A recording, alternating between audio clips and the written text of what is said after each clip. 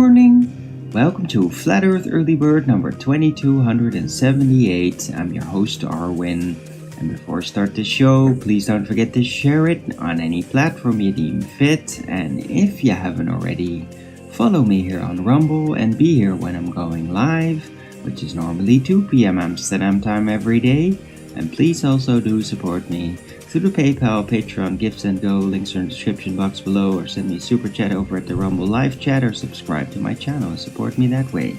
Your support would be greatly appreciated. I am gonna need it. Right. Weather today is beautiful. Blue skied again, but with little clouds here and there.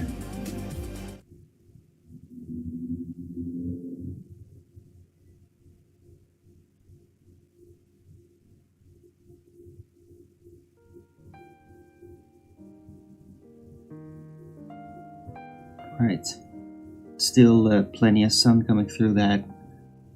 The wind has picked up a bit, but it's actually kind of nice. So yesterday was really hot. Wonder what it is today. Right, it is Friday, the 2nd of May 2025.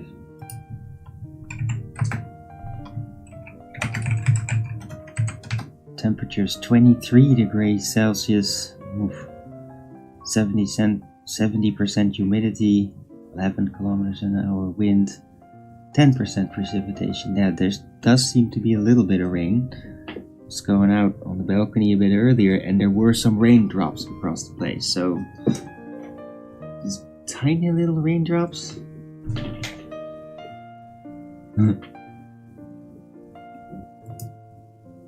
It's a kind of an odd mix for the beginning of May.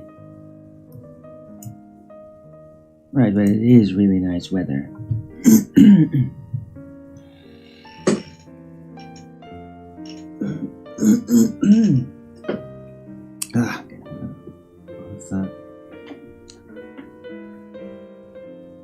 Stuff in my throat.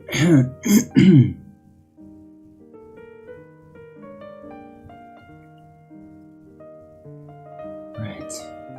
Anyway.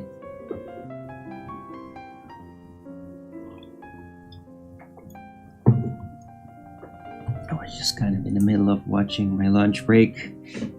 Buried Old World Cities from 2 days ago now. Or rather, that's when when it was released, because they put it on the membership first system for a couple of days.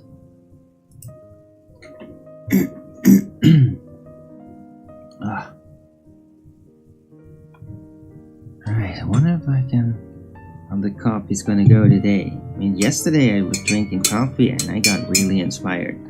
So, I wonder if that happens today.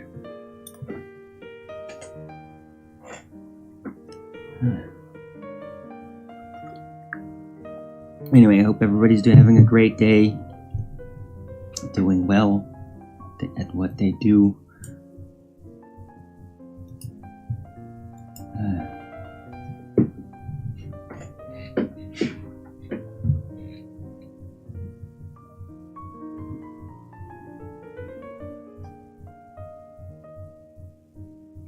Hello, Odeon.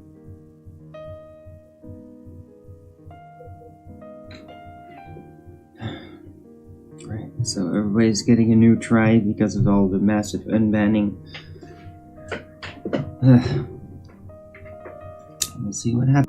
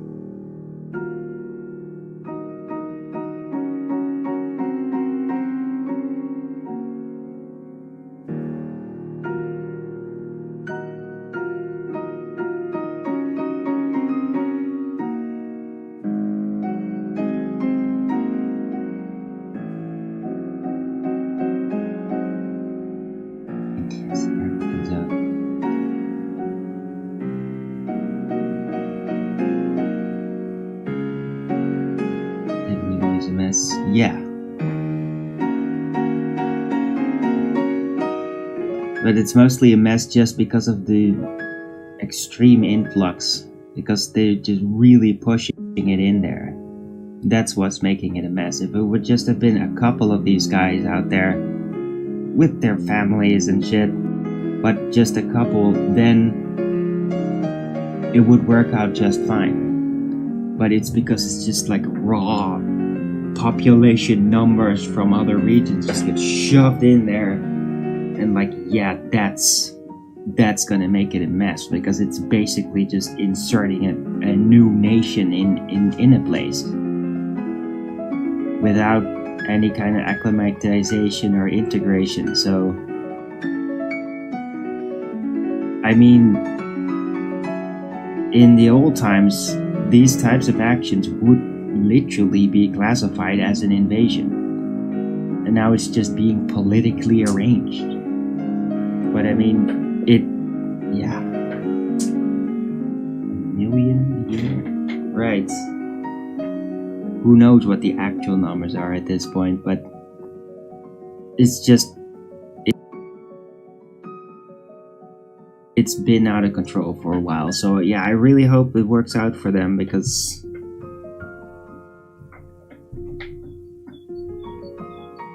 can't imagine it growing any worse. I mean, the police is already, like, for me, the biggest sign is just the police behavior. How the police in England seems to become more and more just turning into imperial enforcers that are just blindly obeying whatever the directive is, like, without any kind of law or civility really in mind. So that is like the most worrisome development of England, in my opinion. But I mean, it is probably in a way a side effect from the actual issue, which is like population invasion tactics by the previous ruling party. So yeah.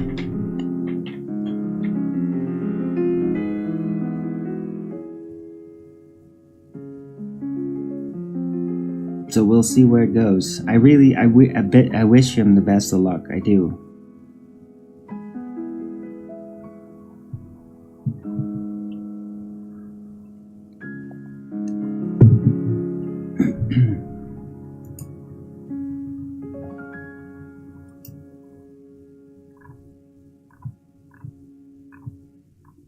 And if they win, I hope they don't just like become two-faced and turn ugly and start doing the same thing, which I can barely imagine that like Nigel Farage would do that on his watch.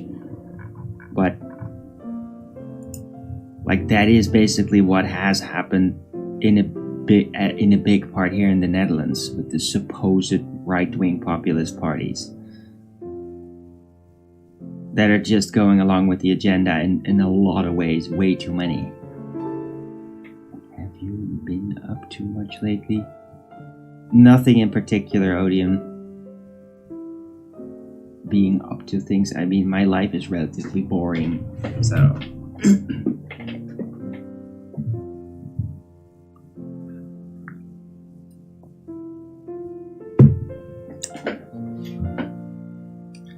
right now I'm just a little worried about the whole operating system transition that appears to be happening out there, and Windows 7 getting abandoned with a lot of different programs that require you to be online. That is affecting me, and I want to actually upgrade to 10 because it'll just fix a lot, but I'm not really looking forward to that. Don't know if it's even still just possible, but it should be.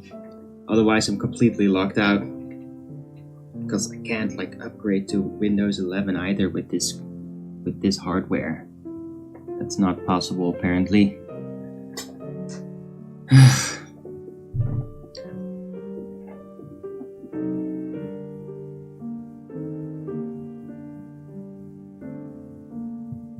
And I don't know. I hope I'm doing good. I hope that my shows have been interesting, cohesive. People could actually follow what I talk about. I know sometimes when I get inspired, it can get kind of overly complicated in a way.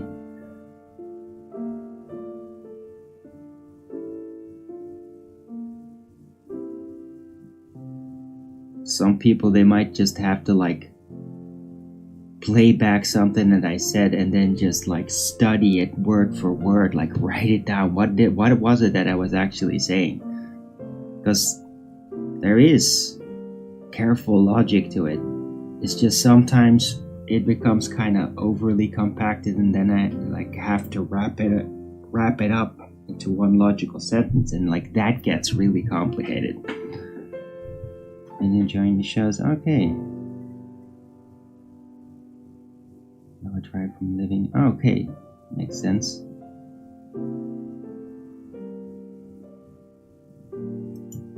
Right. Yeah, but I know there's a lot of people driving in the morning in the United States and Canada and all that, or in the afternoon in England, that are probably listening. Because I mean, I do get a lot of views. There are people that are like, yeah, I want to see what Arwin is up to today. So can barely believe it sometimes, because I mean, I don't always feel too well about myself.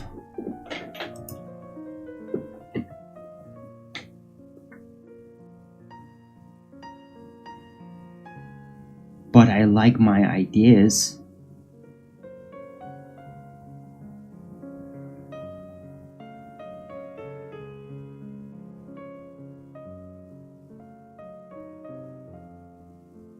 I don't use anything specific to Windows anyway. I wouldn't say that.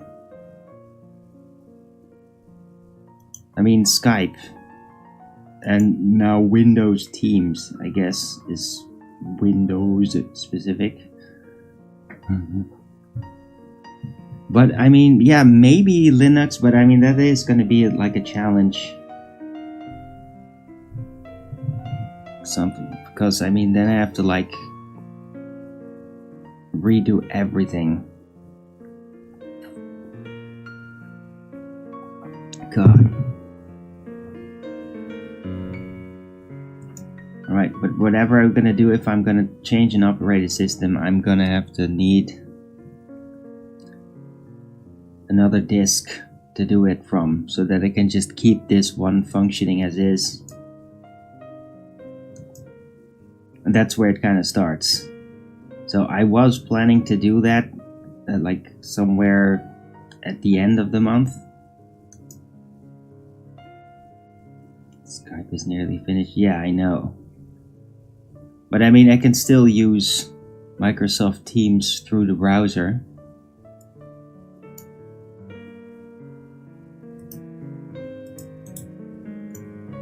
That's something.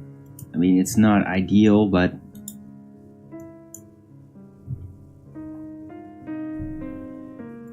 at least I'll be able to keep interfacing.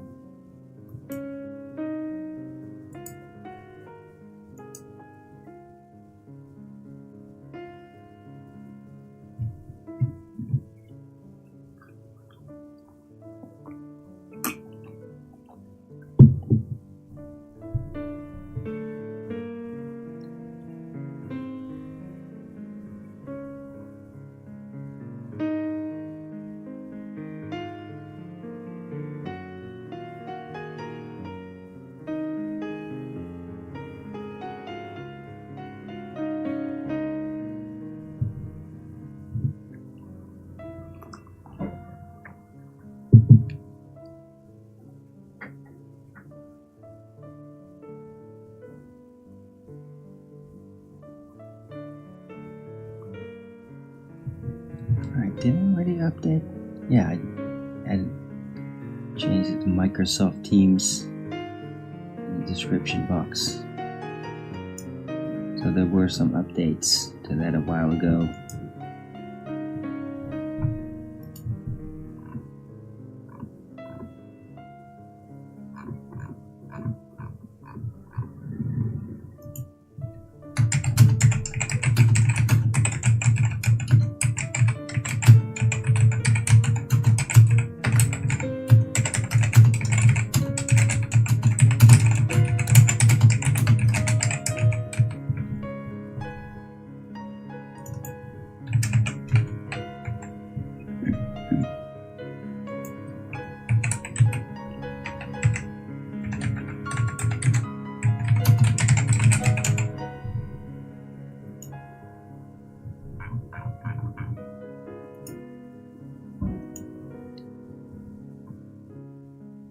This keyboard, ugh.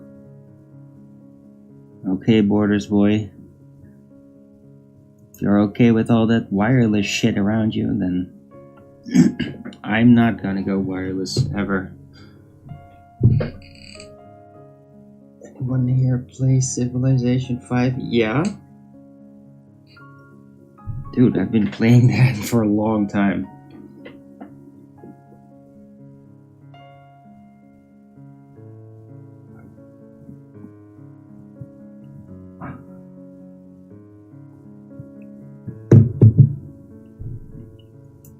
It has some great, like, classical music tracks in it. That's why I like it so much, really. And of course, like the rectangular looping map layout, which is brilliant.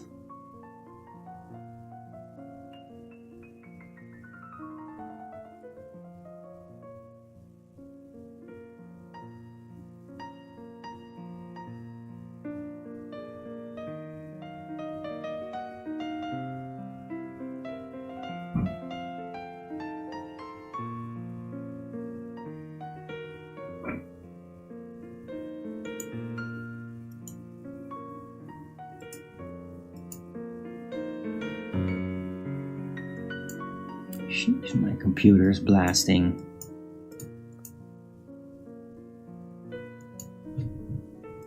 It's getting really hot from something.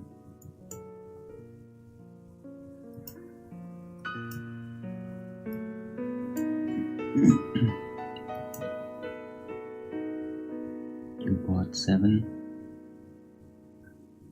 Civilization 7? Okay. Yeah, I mean, I also have Civilization 6 on my computer, but I mean, I'm not liking it. It's stupid. I mean, it has some charms to it, but at the same time, like, Civilization 5 was like the pinnacle. Like, Civilization 5 is like Civilization 1, except as dressed up as you can get. And it has a really well balanced development system that's very intuitive.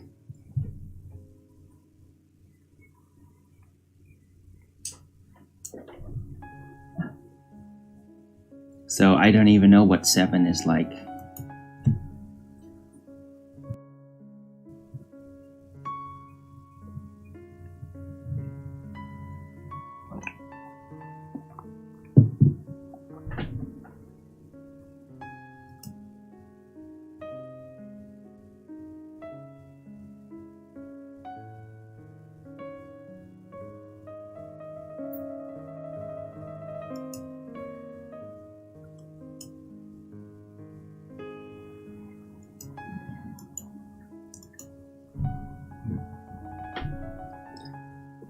Right, I guess we're talking about this now.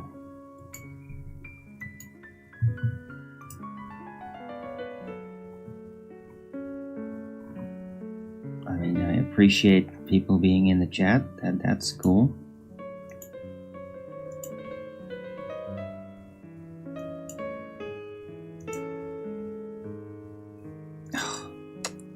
What? No. Yeah, this one.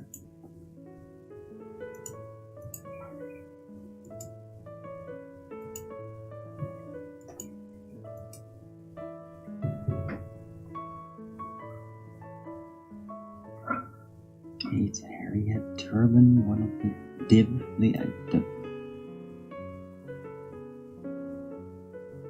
don't know what that means.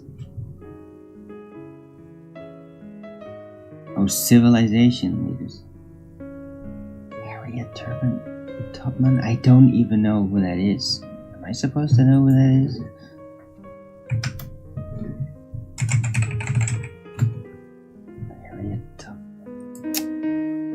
What? Seriously?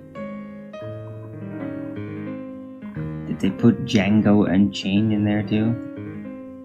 It's like an art masterpiece or something? Like, Okay, so yeah, I guess that one sucks. So I'm glad. Yeah, no, I know. It's just like Black Lives Matter got involved with the game or something. I see it. Right? I mean, the game developer gets to choose like, oh, what is the art pieces? Like, what is it? Like a collection of music? Like that can mean literally anything. Right? And they can just put like weirdo songs they can just put troll songs, like stupid trollish songs in there, and just like, this is an artful masterpiece. There's like nothing you can do about it because that's what they put in the list. So yeah.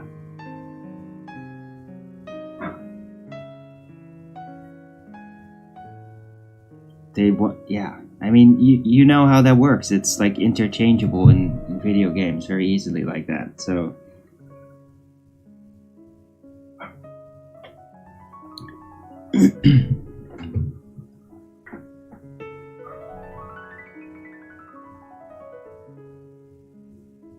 right, like I'm personally not super impressed by like this, like you can collect music pieces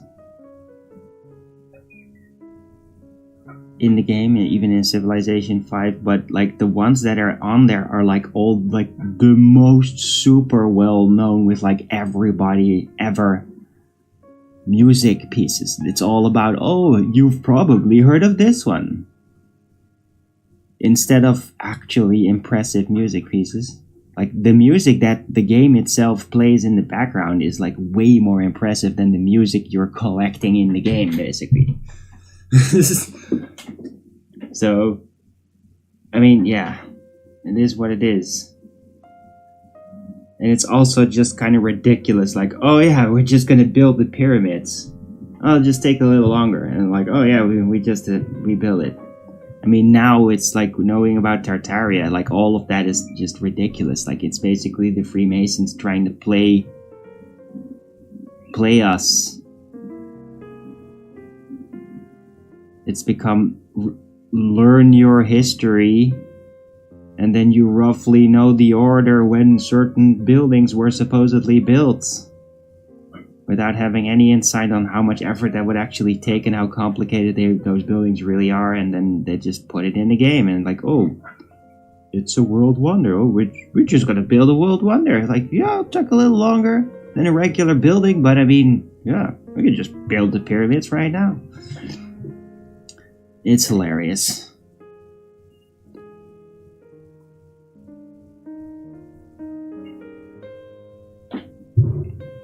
Right, but yeah, you can get really tactical with it. Like that's basically how I do it. Like I just try to play the game on like the ideal development curves and all that, and I like to play it and basically grow to get cultural victories, and I get them very quick. Like I basically play as if I were Tartaria. That's kind of like the newest way that I approach it, because I just get to winning the game so quickly. Like, and it's funny, like around the time, because usually I win between like 80-50 and 90-20. Like that's like the range when I typically end up winning the game, and it's just kind of like, huh. So I am really like actually simulating Tartaria, and like, yeah, we developed electricity in like 70-50 or something. Yeah. Getting there extremely quickly, like, because yeah, I mean, if you just know what you're doing in the game, and then you get ideal development curves. And I mean, I've played it so many times, it's like I feel like an AI training the game, because I just play the same routines like thousands of times. I've played it thousands of times. start a game, and then I usually win the game in about 4 to 5 hours. If I play really focused, then even quicker, but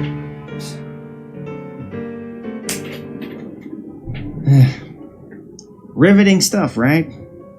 Playing a video game, oh my god, that's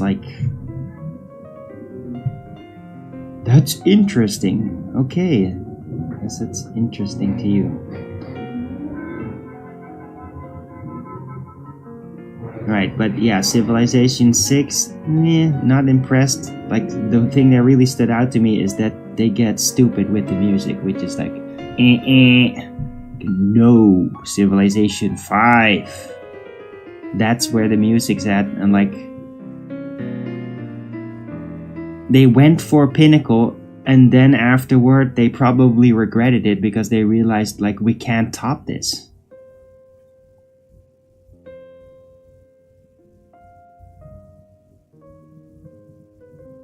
We can't top it. Because, they literally play multiple Gustav Holst classic pieces in there. Like, idealized. Like, it's actually better in the video game than when you try to find some live concerts about it. So they did something optimizing with the music, and it's like, whoa. I think some of the pieces they play are fully like digital, like basically sample based instruments, and they just simulate the whole thing, and it kind of works. It's almost like a completely digital orchestra. However they did it, like, it's impressive. Like, the guy that put that together, like, knew what he was doing. I had like high-tech stuff available for sure, but especially just knew what he was doing really, really well. So for me, it's Civilization 5 every time because of the music. It's like one of the best music arrangements of like video game history. And I mean, thus far, like Diablo 3 is also kind of, it's not that great, but it, like, there, to be fair, it is pretty great too. Like, a lot of attention was put into that, especially in the first expansion pack, like the extra level that you get onto it. And in that update, like, a lot of extra music pieces came rolling in, even in the standard score, and it's like damn good. So some of like the first level types of standard scores, music, don't really like it. But I mean, the theme in like that first level is like, it's like total doom and torture dungeons. It's horrifying, really. And the music just reflects that despair, and it's like, yeah, they did it really well, but it's not particularly pleasant to like, oh, let's go hang around here. No. But that like really improves in the levels after. Like, the music is great. Great classical things. It's very movie style. Sometimes like they put in like just these Renaissance type classical pieces in between. Oh, really enchanting. And they got like great doom scores too. Like, what makes like intimidating type classical music, like the emperor style theme, right? For example, like oh, this is scary, it's something really threatening and scary and dark, and like they have like worked out all the types of music that can do that in Diablo 3, and like made just background songs of them, and pretty well done. Like, some of them are like, okay. They do really play into like general phobia too. Like, they're not leaving anything alone. Like, some people might just start playing it and then like, ooh, this is spooky, and then suddenly they hear certain things that just make them really uncomfortable. It's like, oh my god, because they do seem to like actively seek out phobias.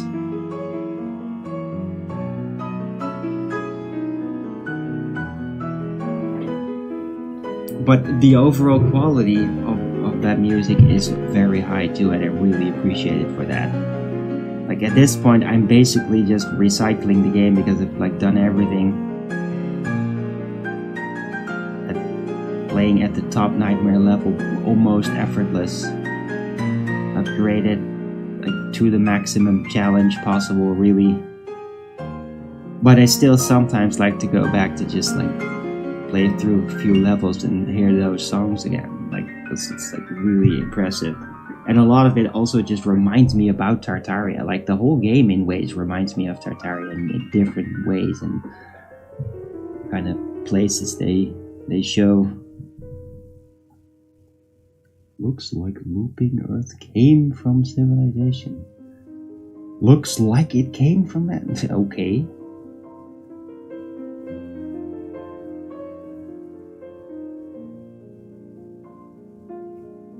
Well, I was playing Civilization way before I figured out that the Earth was flat.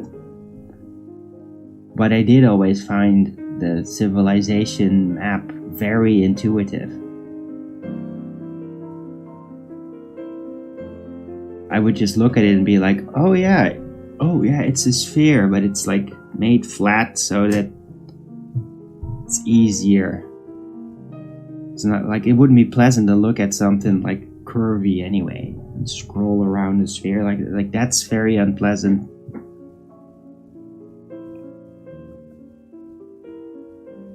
So I was basically just doing a terrestrial refraction process automated, like so that I just didn't really care. I mean, it's like, oh yeah, it looks great. Oh, it's too big to see the curve.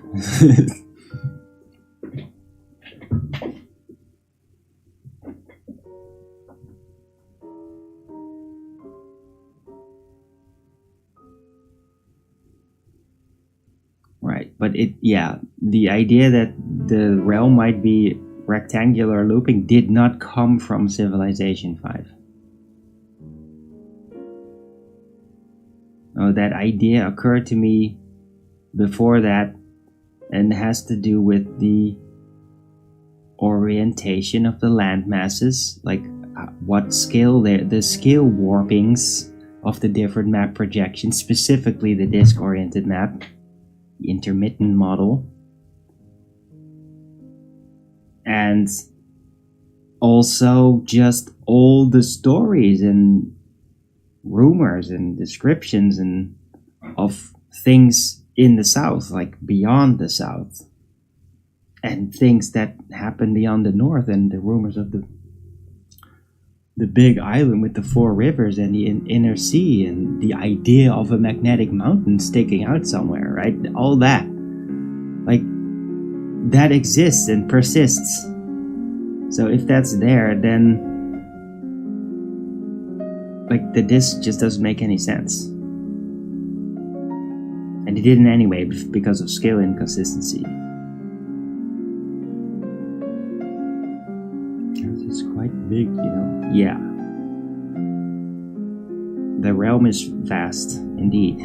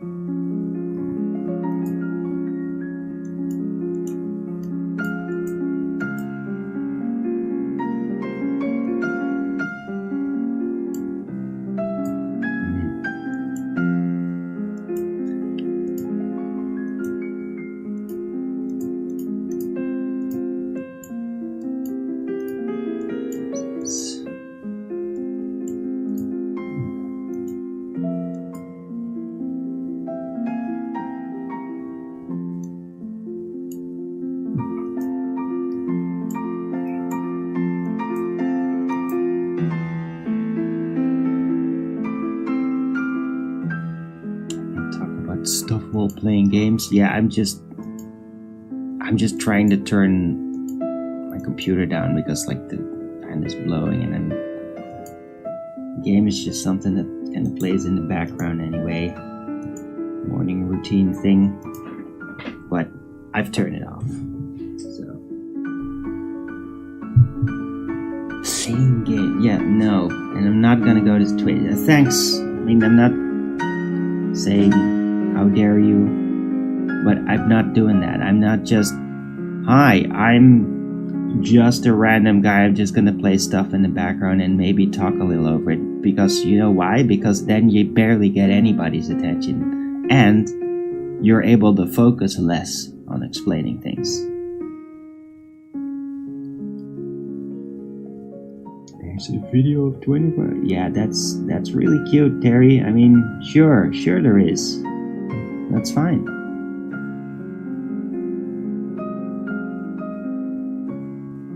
There's no issue. Earth is still measured flat. Still no curvature. But yeah, 24-hour sun in Antarctica, right? Makes sense to me. On a rectangular looping flat Earth with celestial holographic sphere, it makes perfect sense. Right, you go to the northern part of the region, that's where the celestial sphere of the sun spins above you in the summer, and then the entire thing is rotated 180 degrees on the exact same distance to the other side of the equator. Like, it makes absolute sense to me that is what you would see. A 24-hour sun makes absolute sense on a rectangular looping map, and was the thing that I actually predicted. I just didn't think it would happen. I was being skeptical. And that also had to do with that nobody really understood why that was my position, and they were all just thinking like a disker. So how can a loop be rectangular? No, the realm space would be rectangular and looping. And it loops east to west. Continual tunnel. Or you, by the way, interesting way of looking at it, you could also think of the realm as a snake biting its own tail. The tunnel loops in on itself, like a snake eating its own tail. Like, ever thought of that? That connection?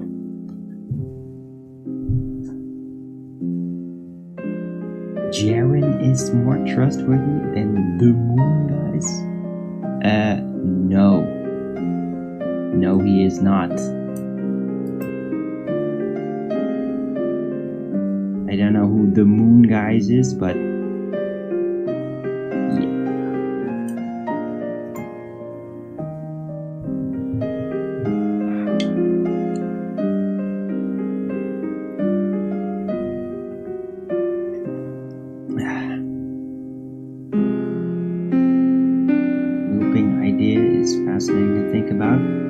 yeah,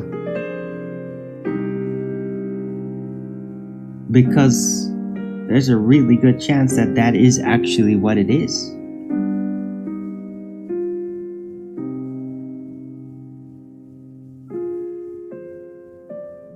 It's underrated. Hey, finally somebody that sees it. Yeah, it's underrated because it just doesn't fit the frame of thinking that we've all been taught. We know the globe, and then we got exposed to the intermittent model, the flat earth disk. And we know of those ways of looking at it.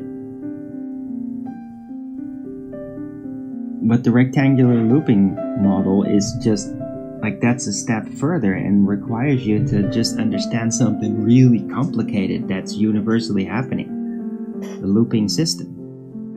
It's like, yeah, you can't create a loop. You can't physically demonstrate that.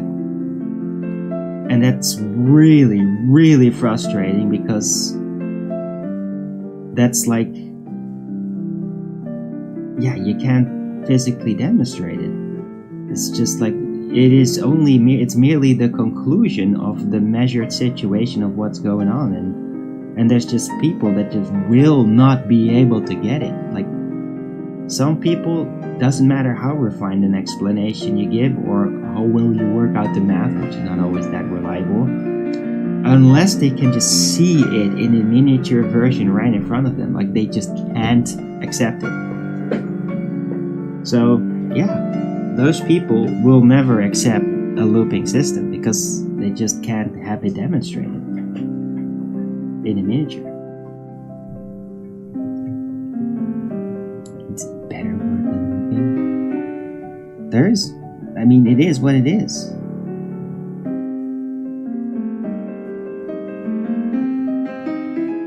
Confirmation bias? No, you don't know what you're talking about, Terry. You sound like an anti-flat earther. Don't waste my time.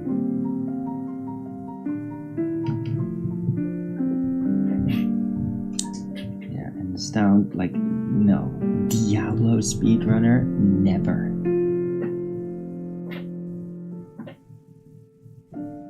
Absolutely not. And Diablo 2 was a really interesting game to play, but it was very tough in ways. And I don't really feel like going back. Especially not like on video.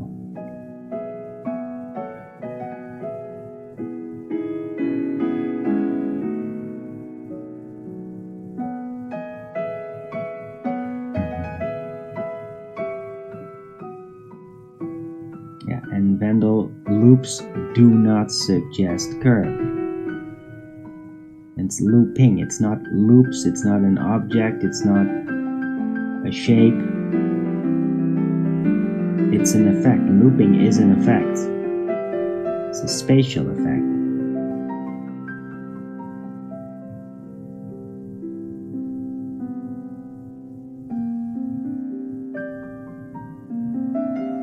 There's no better word for it.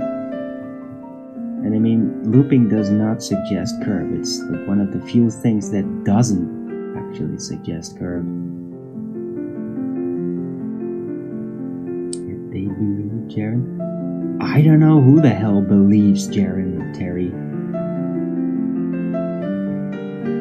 I thought the guy was super shady like a long time ago. Like, I met him in 2019 and he was an asshole.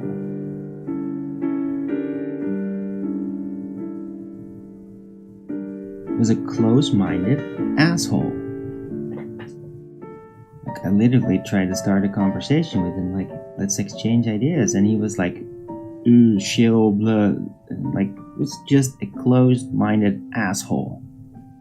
So after that point, I knew, like, this guy's just a piece of trash. Like, he's just clouting. He just wants as much attention as possible in his own way, and it's amazing that even worked. But it probably worked because there were a lot of people that were secretly hoping that he was going to turn back to the globe. Because there's people out there, that globers, that will hold on to a flat earther if they can feel that they can snap him out of it. Because that is really like one of the most sought after spiritual rewards in the globe religion, is the myth of turning a flat earther back into a glober, making them see that they were wrong. That is like a mythological super event to globers, because that never happens. It can't actually happen. The only way it can happen is when a flat earther fakes it on purpose. Because when you really know, you know that it's not a globe, it could never be. Jaren called me a shill? Yeah, pretty much. didn't know shit about me then. Like, I barely even had material. I hadn't done any rage win or anything yet.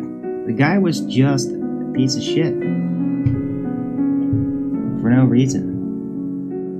Like, that was even before Nathan and Jaren had the falling out situation. Right? So there was no, like, group dynamic thing that happened that made him act like that.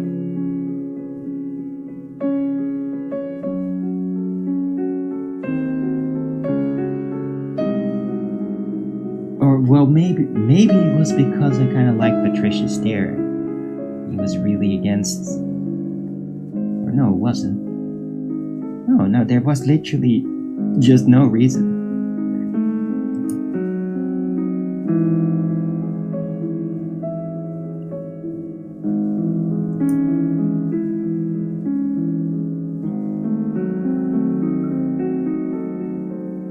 Also, I mean, I've heard Jaren on occasion, like, going at it with, like, anti-flat earthers and globers on their channels.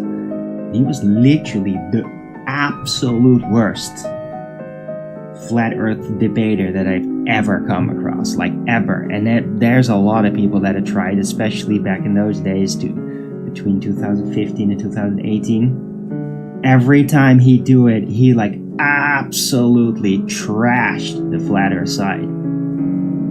Like, gushed out winnings for the globe. Like, seriously. He'd get globers ecstatic with how terrible a flat earth defender he was. Literally. Like, you could see it live. It's just idiotically bad. So...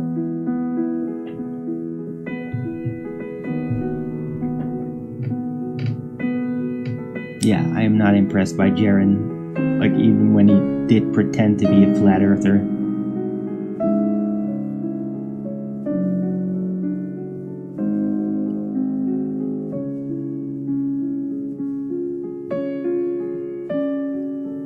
What? Scored this sports music for no money? Okay, Borders Boy. What?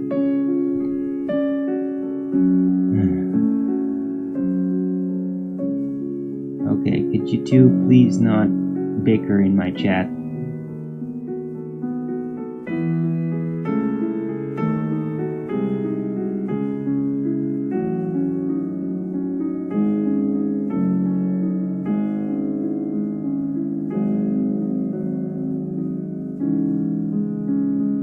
Show us a loop.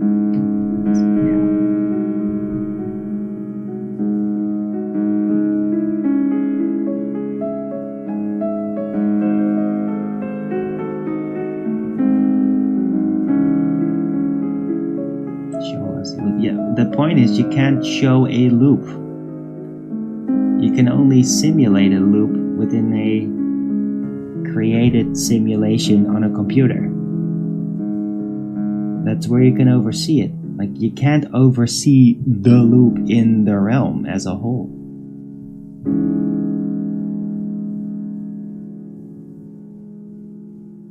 Yeah. Okay, you guys can stop now, because if you're just gonna bicker in my chat, then I'm gonna put a stop to that.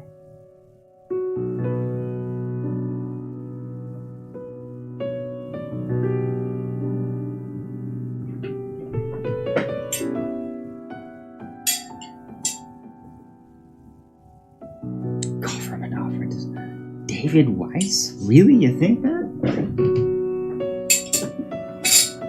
How the hell is David Weiss a government operative? Seriously, how? How does that work?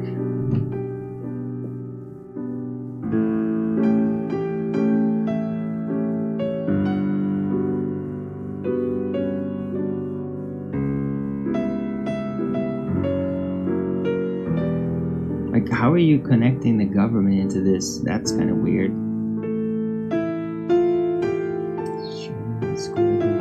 Rectangle 1.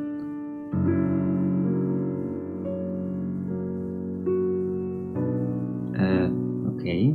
Well, you just take any flat surface, have an image on it, then you copy that image right next to it, over and over again. But I mean, you're only gonna need 2 halves of it, and then you get to see how a system moves by seeing that the same thing reoccurs over and over again at a certain fixed distance.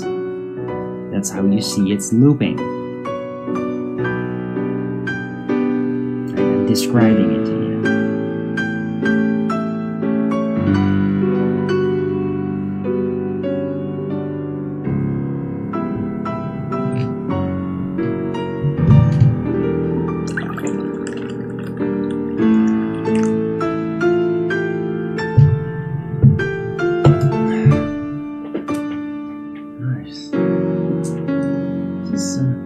Different today's show.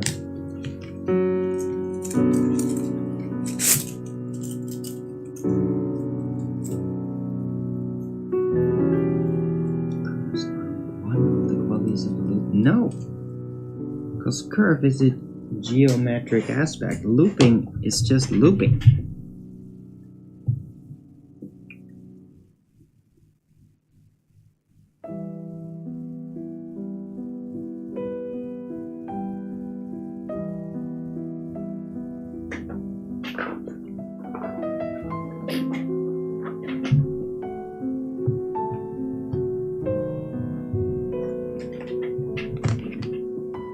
There's not a translation problem. Now the problem lies in your mind and your association with the word looping, I guess.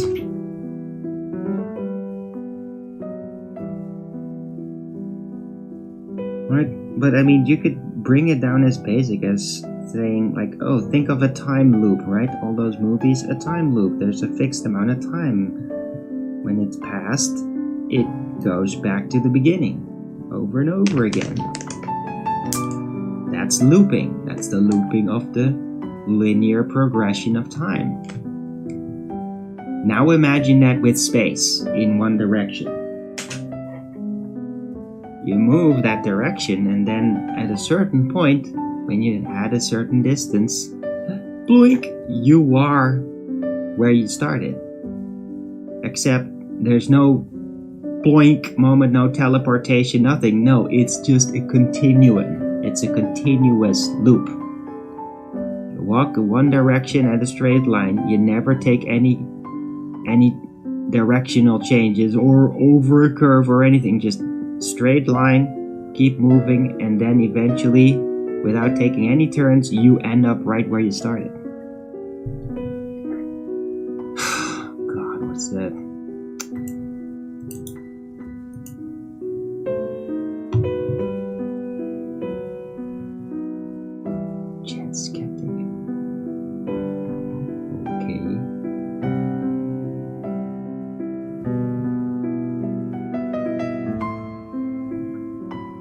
This is 9 years, dude. This is ancient, man. Yeah, that is nonsense. Blaze. I mean, that video is literally like one of the first wave infighting bullshit.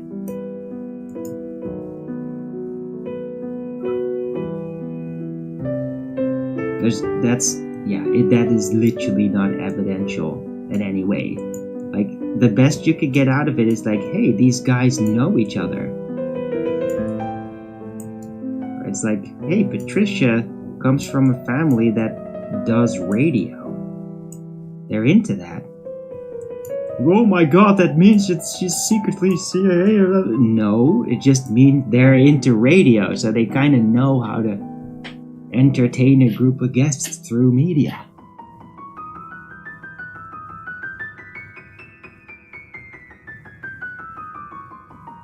They got together and made a plan, and that's it. Like, what the hell does a shill even mean? Like, what shill? Shill for what, right? I mean, what is shilling? You don't even know what it is. Shilling is selling or helping to sell an idea for a third party that you're not even into necessarily. It's being a salesman about something. I stole the word. You stole the idea. That's dude. The Matrix showed a looping system within the Matrix, and they did a little Pac-Man universe, as it were, in there. Yeah, that's not me stealing the idea. That's ridiculous. I mean, there's like a Star Trek Next Generation episode that has a looping system in it at some point. Really weird one. So that idea has existed. I mean, you could argue that Doctor Who has looping or spatial nonlinear systems in it. Like the TARDIS is a spatial nonlinear thing. So, I stole it. No. Those are merely ideas that build on the same principles. My conclusion is like the entire realm itself, the entire volume available is a looping system on its own.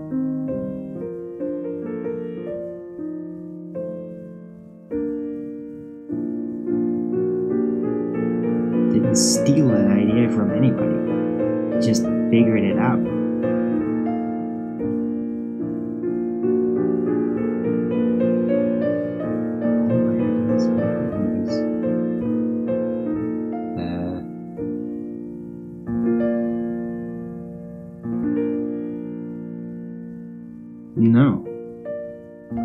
No, I never watched any of those looping related episodes or Matrix or whatever and like, oh, that's the Earth. No, I figured out like the Earth is rectangular looping, like it has to be east to west, like the persistent idea, like you go in a straight line over the equator and end up where you are, but there's no curvature. And then everybody crashes and you get the bickering. It's like, no, it's not in a straight line. Like, yeah, but it is, and it's over a curve. Like, both are wrong.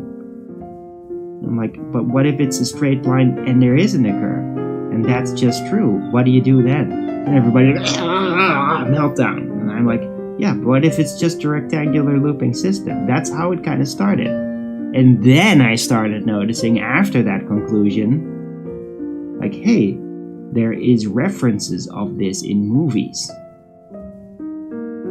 It's not like the movies gave me that idea. I never saw like the train man station in Matrix and thought like, whoa, that's the realm, man. No, I just like, whoa, it's looping. Huh, that's interesting. Spatial dynamics. Portals. That was my response. So, you're just wrong.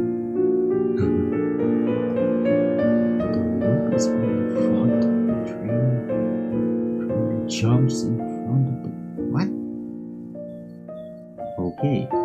I compare my model to it. Because it's a reference for people to understand what I mean when I say looping. That's why I like to bring it up, so that people can have an example to compare it with. Okay. Sheesh. That's fine.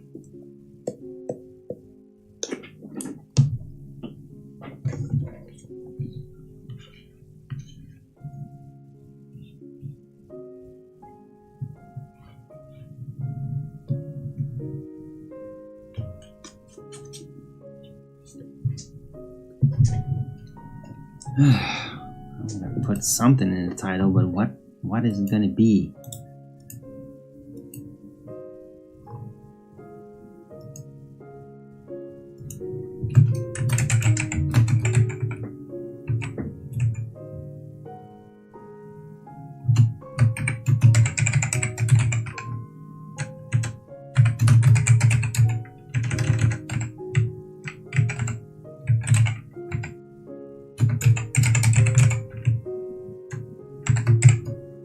Okay, I guess it's gonna be video games, movies, and looping systems. For now.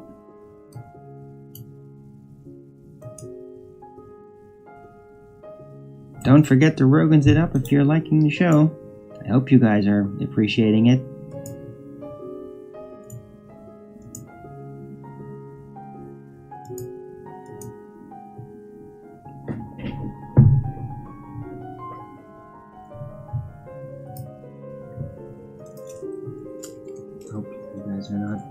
disturbed by me taking a smoking break in between on the balcony.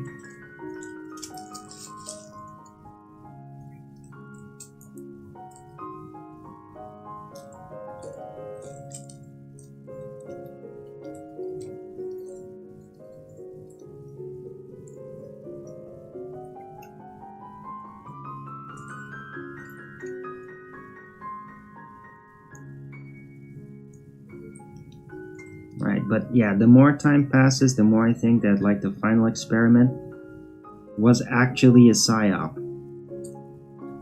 And in the sense that it's when we can't even be fully sure what really even happened. But it seems like there are like CGI people involved and disputable characters, and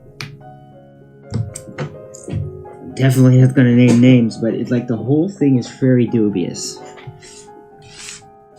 So now we're all stuck with, okay, we don't even know if this is really what happened. Did they fake the whole thing and or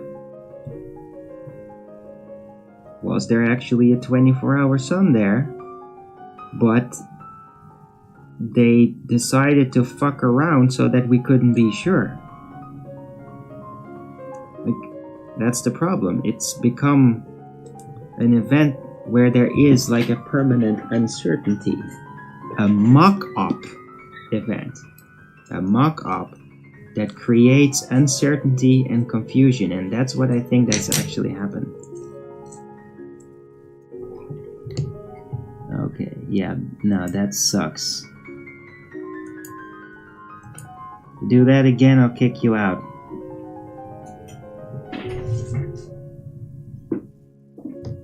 Do not mock me. Pumped up kicks.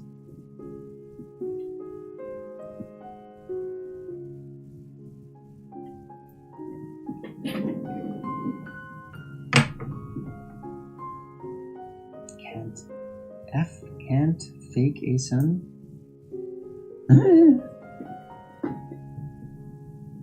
What is the sun, right? I mean,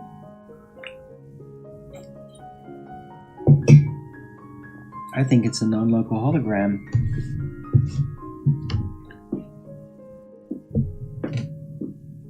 But I mean, are you sure you can't fake a sun? You sure you can't, like, ray trace a sun to make in a video setup, create a sun that just has the same types of effect when you move the camera around as a real sun? I'm pretty damn sure you can simulate a setup that makes the sun in that shot seem very real, Gordlo.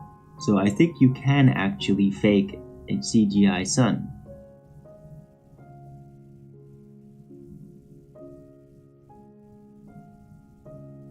I mean, not physically, but in video, you can. So, yeah, but look, it's stuck in a superposition. We don't really know whether that was real or not. But I have no problem if there is a 24-hour sun in Antarctica, because that would make perfect sense with my understanding of what the sun is and what the realm is. Because in a rectangular looping system, you have a 24-hour Antarctic sun in the entire Antarctic region during that period. Just as you do at the North Pole in the other half of the year.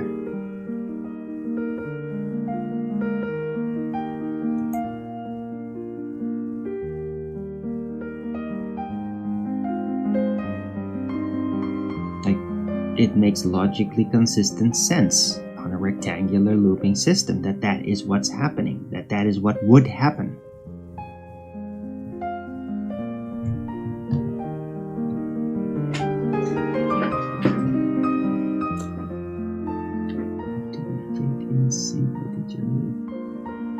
Ridiculously expensive. Yeah, perhaps, Carrotify. That's a good point. If they faked it, it it wasn't a cheap fake. Definitely. It could have really been an expensive fake.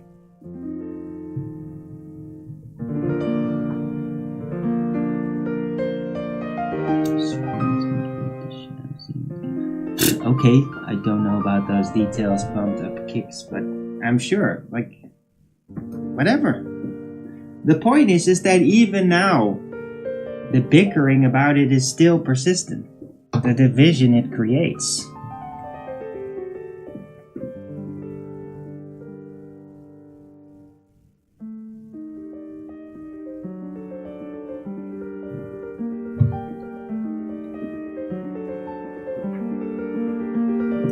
I'm gonna be right around the corner, don't go anywhere. Don't forget to rubbins it up if you're liking the show, guys. I'm appreciating this conversation with some people in the chat. It's nice to have a lot of people in the chat for a change. It's just one of those days, I guess.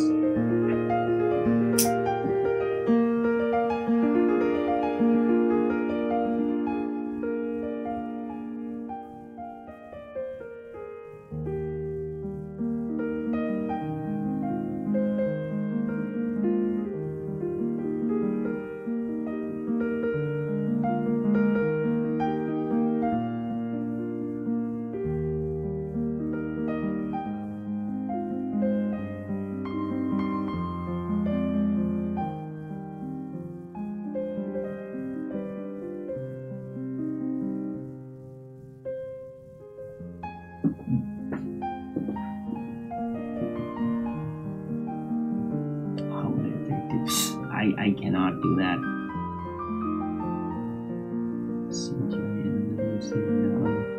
See, so it's just gonna be endless back and forth then, like, oh no, they didn't fake it. Oh yeah, but they did fake it. But you can't show me how.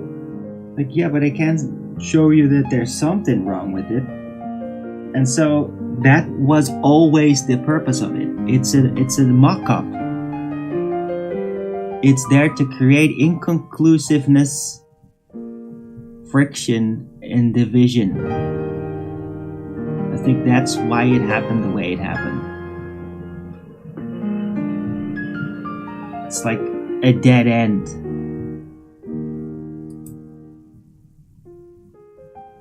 To hold everything back.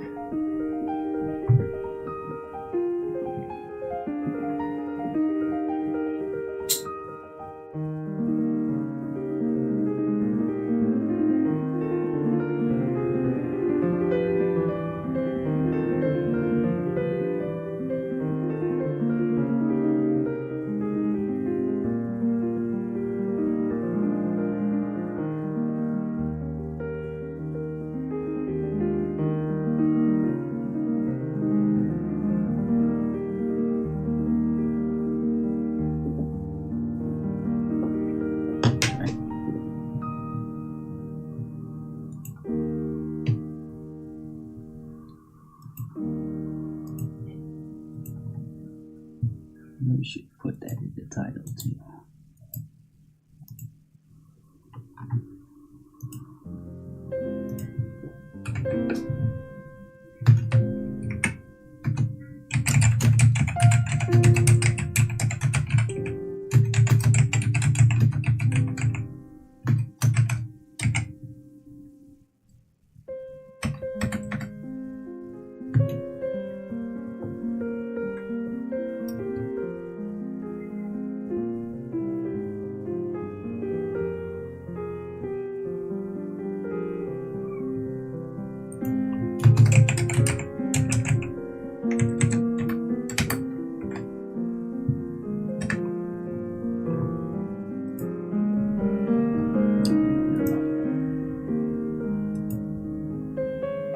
The final experiment in the title.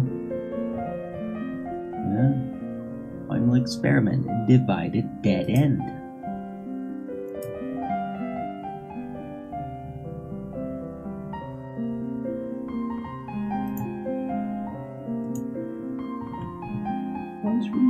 Yeah, no, but that's just the division now.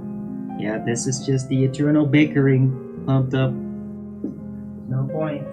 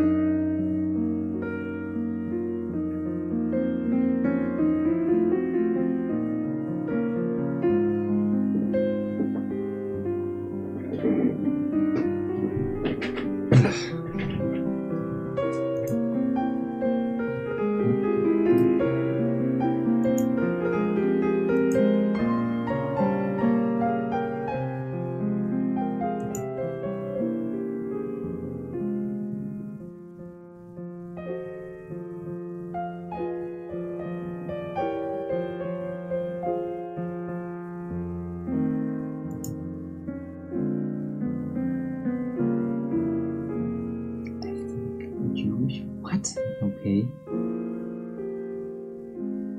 Why are you getting ethnically Jewish from? That's weird.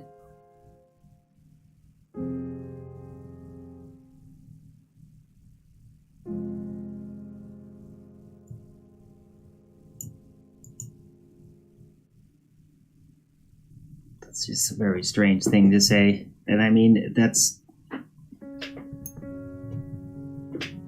it's just gonna cause endless bickering. That's exactly what it intended to do.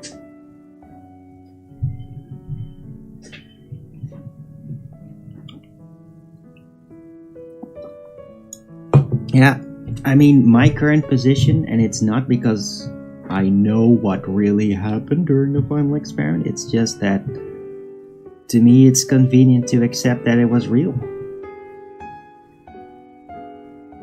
Because my rectangular looping system would have a 24-hour sun in Antarctica.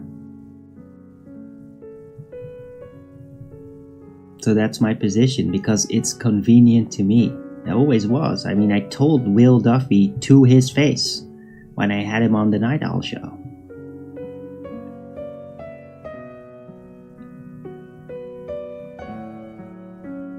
Like, before it happened. Like, yeah, no, 24-hour sun, great. Yeah, the disc earthers are gonna have a problem because they assumed it would be in a very specific way with their physicality assumption bias about the celestials being over the flat earth disc. But that's not how I see it. I've been questioning that specific setup for almost a decade, very long time. I've pointed out, like, there's logical inconsistencies there. It's not lights hovering over a disk. It's not what the observations prove.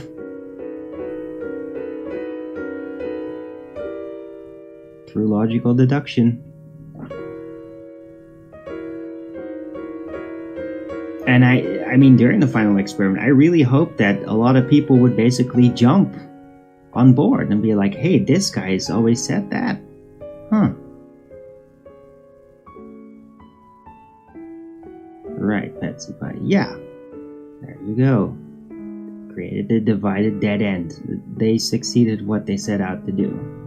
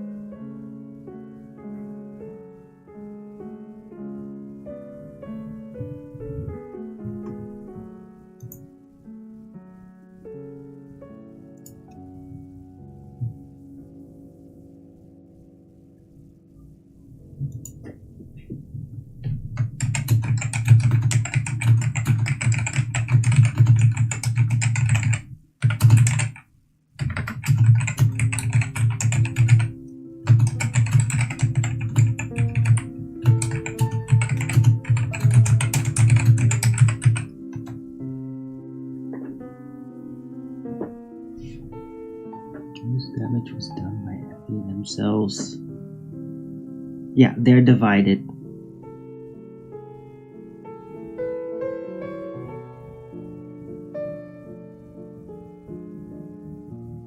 Right? I mean, the globe was always irredeemable.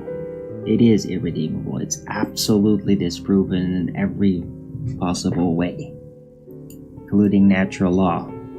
So that's over. But yeah, the flat earth disk model people, they have a problem. Unless they think it was all faked and then it becomes a dead end. So it's like a dead end for the disk. That it doesn't mean that the earth isn't flat. It is, measurably. The black swan observations. Then you have natural law to contest with. Has to be a contained system.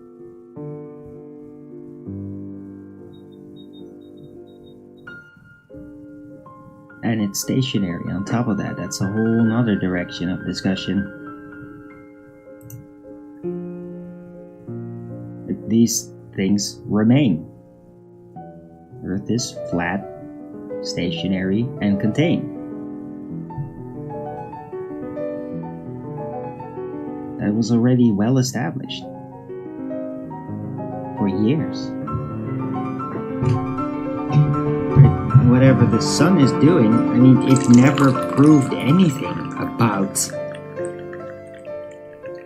the physical matter and its orientation on Earth, in the Earth realm.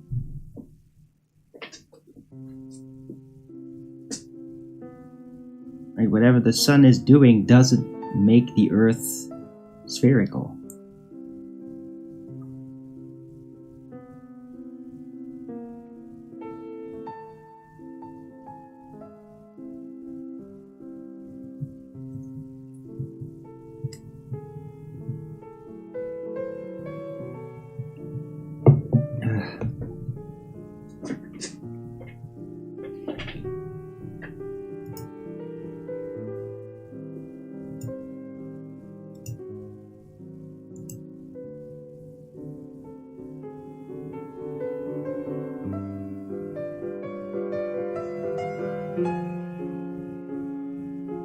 Right? The celestial lights appear to us in spherical fashion. They appear to us onto an apparent sphere that surrounds us everywhere. But the terrain isn't spherical.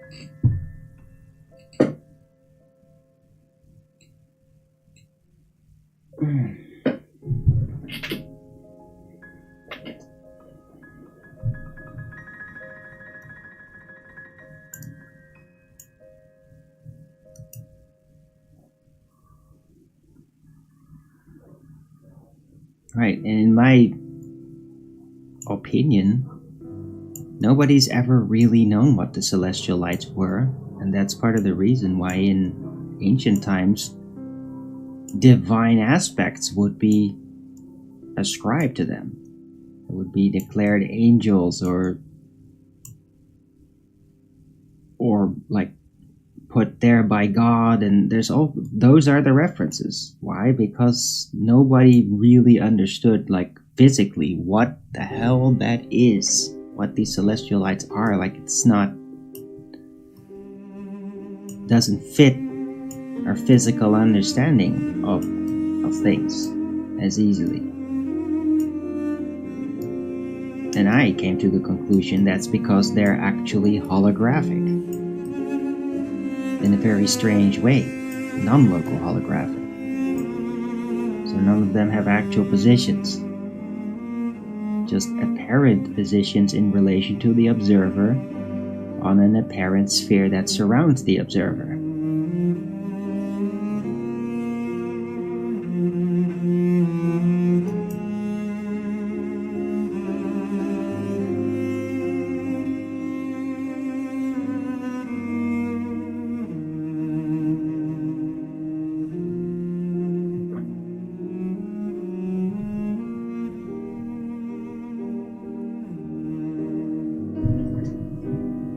Does that mean Patricia wasn't fake the whole time? No. Leaving Effie, it just means that she left Effie before. Why? Because of infighting shit and trolls, and she is just sick of it.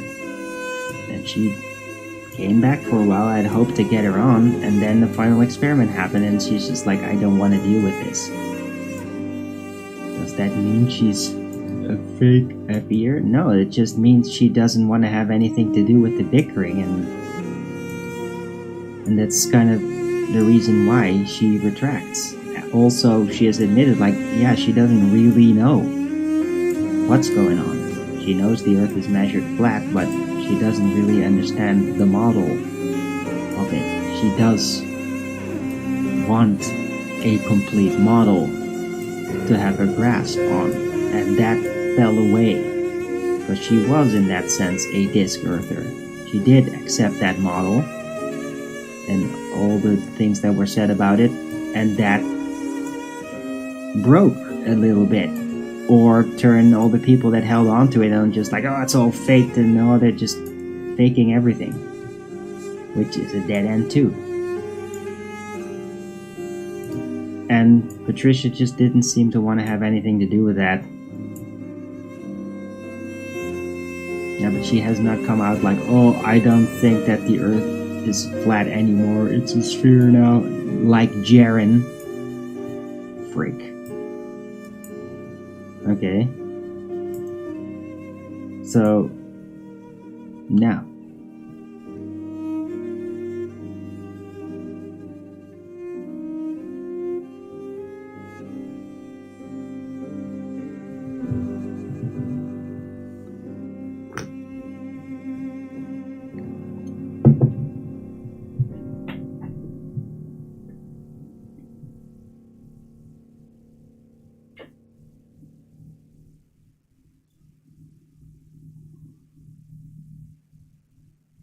She said it's a globe now? Really? Wow, that's embarrassing.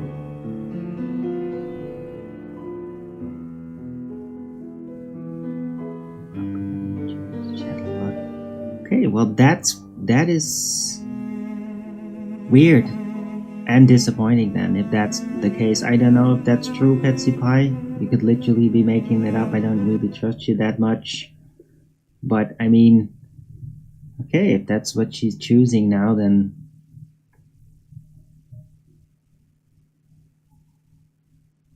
that's her problem then.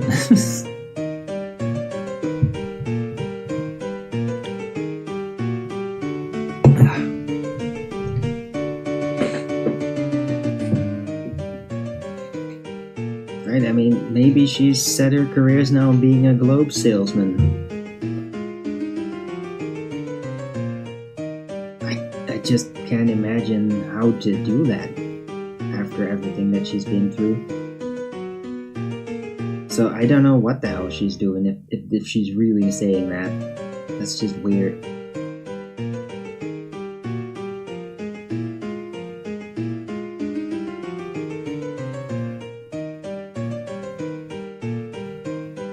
Like, I don't know if those are the real people or if they're trolls. So, especially with the Robbie, like I can't imagine that Robbie's still hanging around on the scene. He didn't basically flee.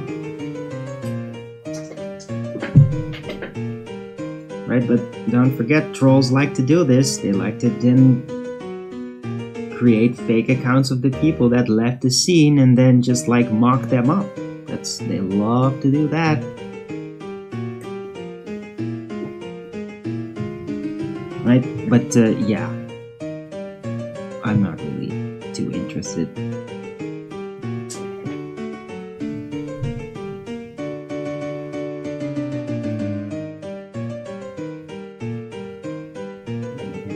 To discredit any cosmological debate. Obviously.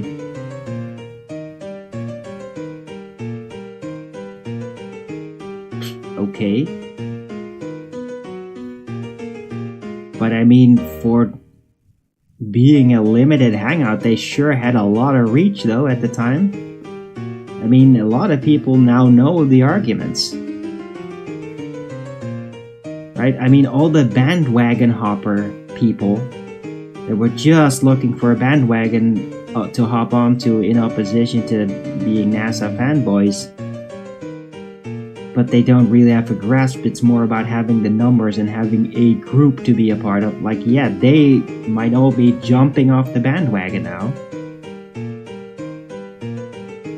So, what you're saying might apply to those people, the bandwagon hoppers, but I mean, the flat earth got out in a big way, like never before through the internet. So, to even call it a limited hangout is kind of like heavily understating it, because it wasn't that limited. It went around in a big way. Like tons and tons and tons of normies got flat earth stuff shoved in their face through the internet in 2015 to 17. Lots of them. It created a lot of flat earthers, and some of them bandwagon hoppers, indeed.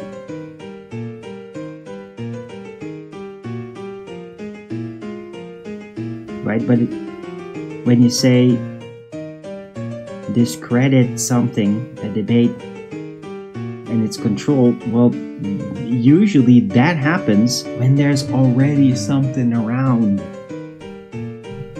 when it's already happening. Then they bring in the pawns to take the attention, take control, and then try to pull that out, break it, discredit it. But, I mean, that's not how it happened. Hello, Gaining Wisdom, good to see you. Musical, celestial lights is music now. Yeah, that's lovely.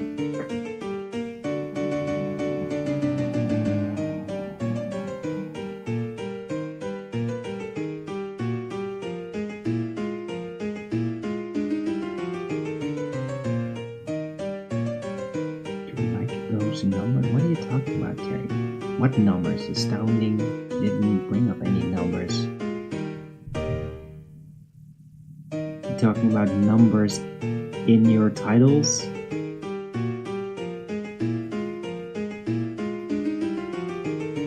In your account names? What?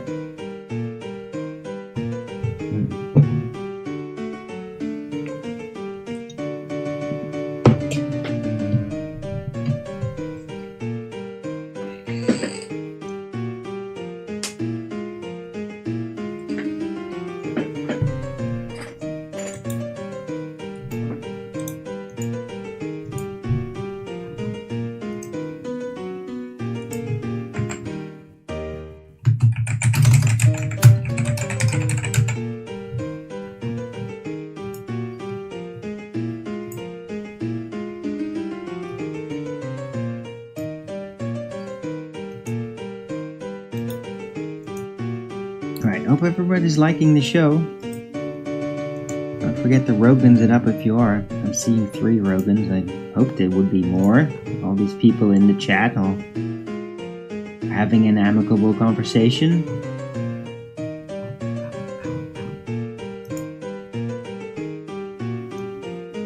Is that not Rogans up worthy?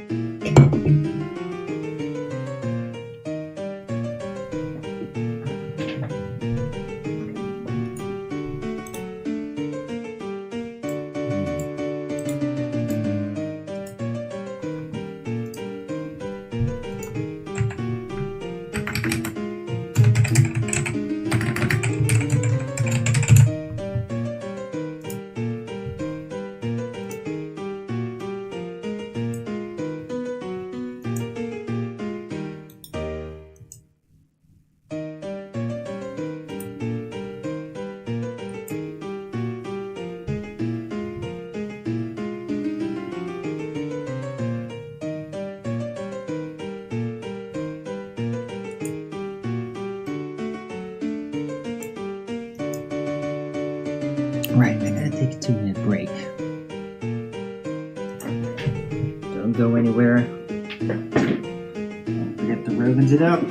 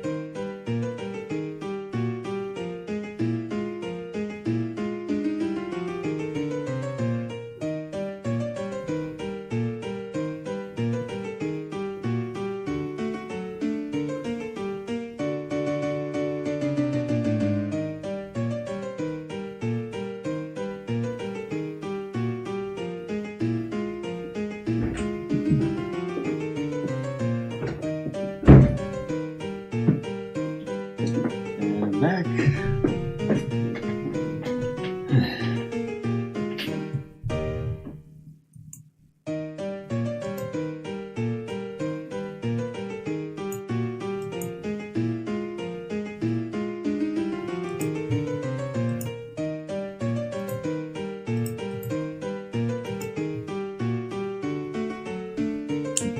A hologram has to hold a frequency pattern to have it perceived. That's not how you spell that, but that's fine. Structure. Point of light in the sky.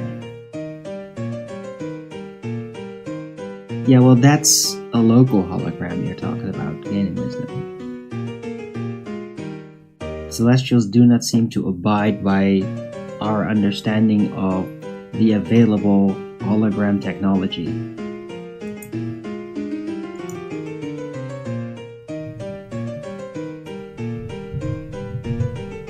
Right? And that's why I call them non-local holographic angular manifestations, and don't just leave it to a hologram. I mean, to call it a hologram is only like a first indicator to separate you from that physicality assumption bias-based view that they have to be physicalized in a physical location. But it's only the start, because it's not just like a hologram, like the technology. It's more complicated. And I personally now think that it may be a holographic side effect of looking into certain types of charged plasma. that a hologram just happens, as long as you stare into that from a certain angle.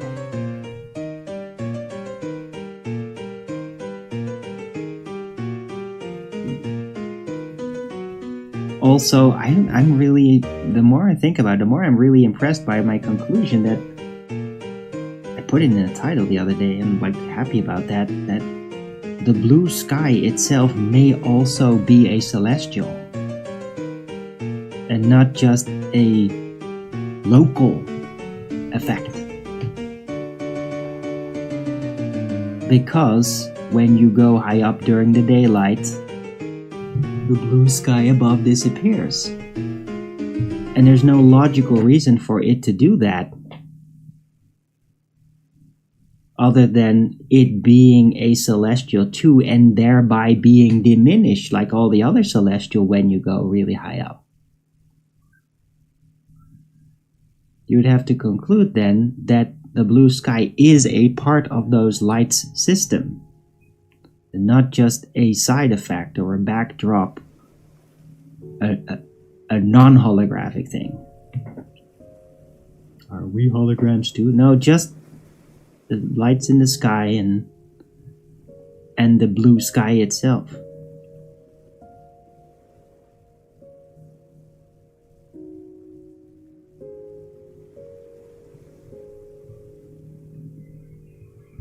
But I mean, I guess that response is very human of you, Blaze, biblical earther. Like, hey, a hologram. I'm seeing a hologram. I can't believe it. Does that mean that I'm a hologram?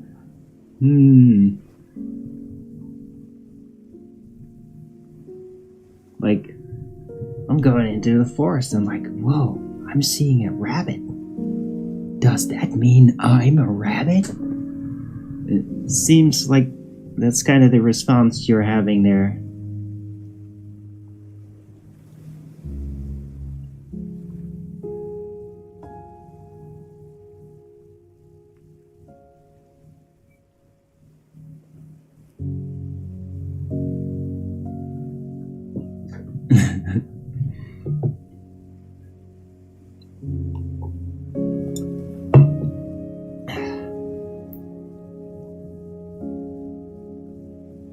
You're afraid you don't understand you?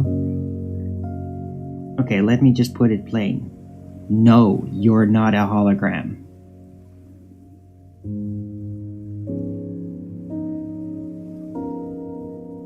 You're a consciousness that's interacting with a physical body, and the physical body is physical. It has an actual location, and perspective applies to it.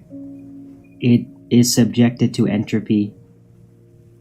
That's what you are, not a hologram.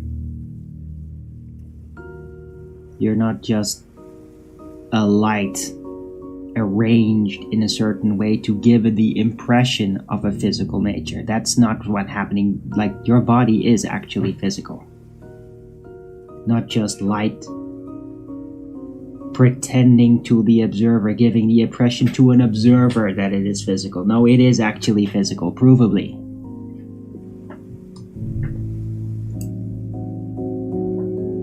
Where's the projector of these holograms? Well, the projector would be the plasma in which you are staring when you look up. And the non-local hologram, a side effect of the plasma being charged the way it does, it starts to manifest in a non-local holographic angular manifestation way. So that's my current train of thinking on how it's happening. It's the first lead I had, other than it's coming from the fifth dimension.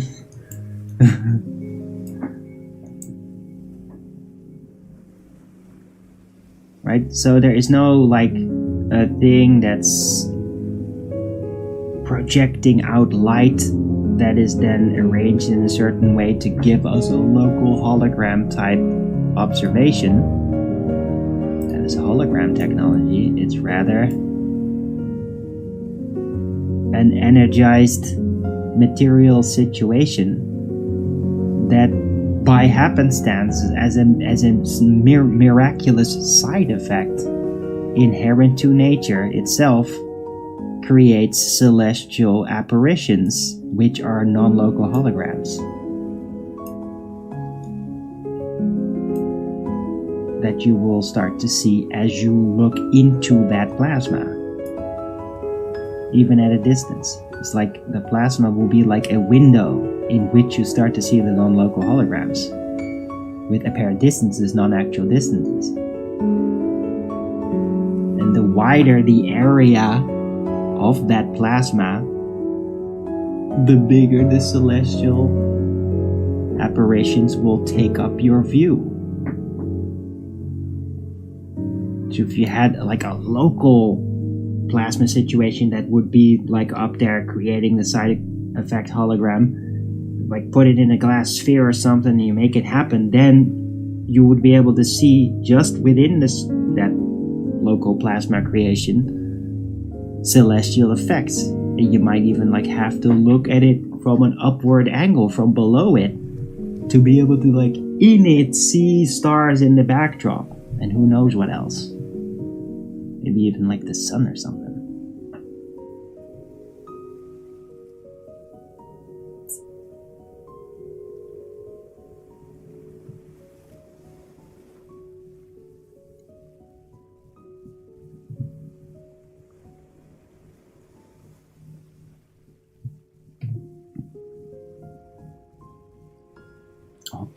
Up in iron? Okay.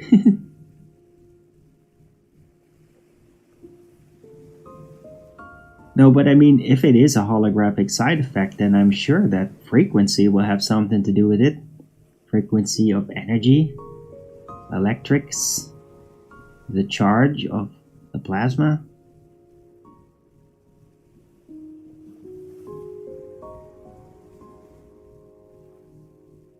It's simply speculation, I let it roll off. Well, that's fine, then don't frickin' believe it.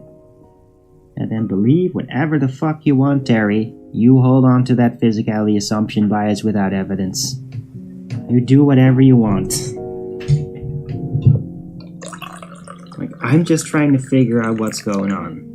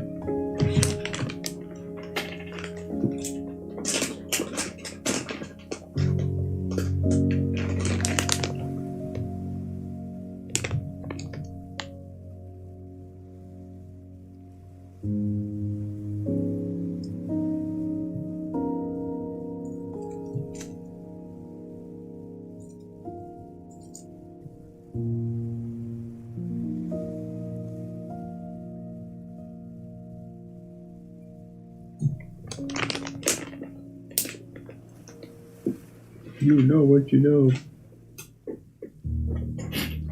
Do you though? So the sun is not real. Oh, there is an experience of a sun, definitely. There is light arriving and having its interaction, its influence on the material down here. But the apparition we see in the sky is merely an apparition.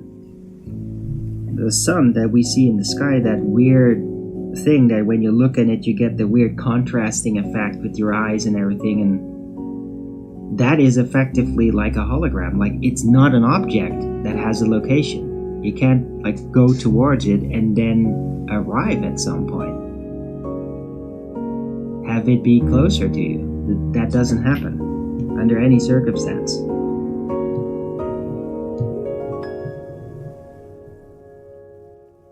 Right? There's no proof that there's ever been an Icarus test.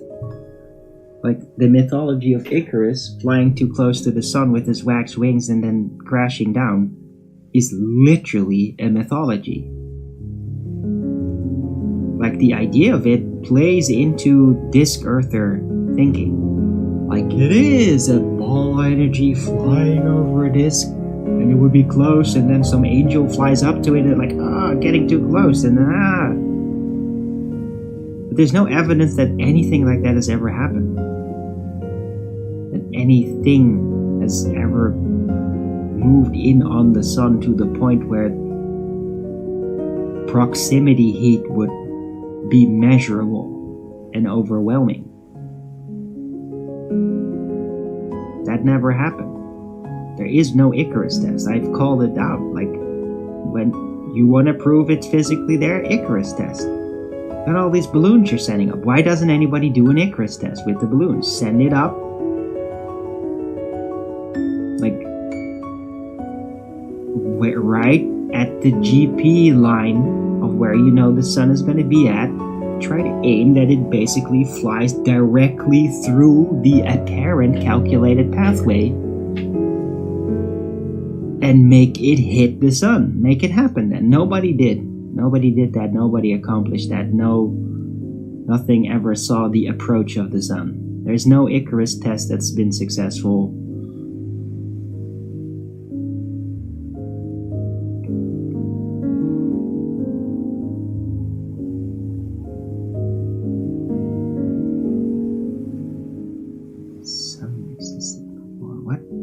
No, you got it wrong, Blaze. No, the Bible actually says that the daylight existed before the sun and the moon.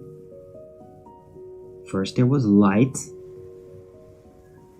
then the sun and the moon and the stars were placed into the firmament, is what it says. Just very vague. What that actually even means. Probably because they just didn't really know how to explain it in any other way. Because they didn't really know mechanically what the hell that was. Or the divine being that explained it to them just realized like they're not gonna get it, so this is how we're gonna tell it. Because it's the closest thing they will be able to accept, to hold on to it, with the mindset and capabilities of that era. Right? But there's a lot more technical understanding now in order to be able to describe these things better, more accurate.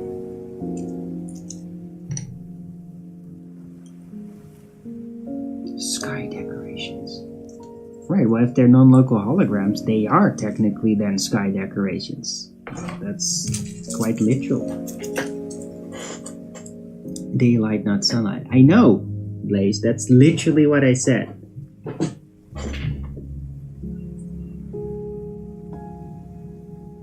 We're saying the Bible is fallible? Fallible with what? What I'm saying is it is written in language, and language that is probably adapted to a certain level range of thinking capability of people at the time. And so this is how they described it.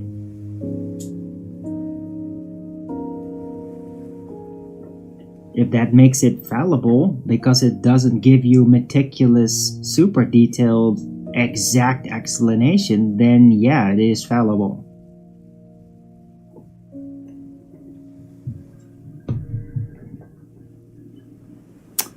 Oh God. The Book of Fairy Tales? Yeah, it's not though.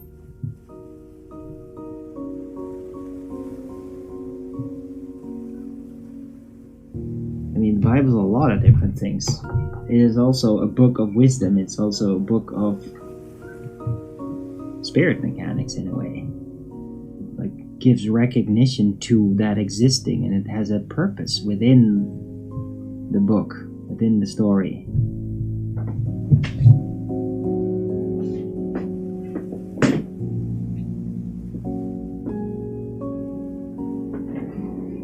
right? And I mean, appeal to the book. It's just biblical references, that's it. Like Genesis, hey, biblical references that just say like, hey, it's not like how heliocentrism describes what we're perceiving, that the sun is the cause of the daylight, etc. Like, no, in the Bible it says something opposite. That is all. It's just a biblical reference. That is it.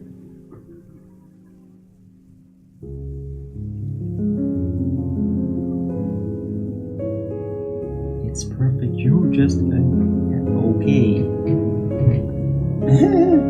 Yeah. Now, I'm afraid that the Bible was assembled by the Council of Nicaea. And it's not infallible. It's specifically assembled in a way to leave out certain forms of interpretation and knowledge in favor of a religious, unified perspective. The theocracy. I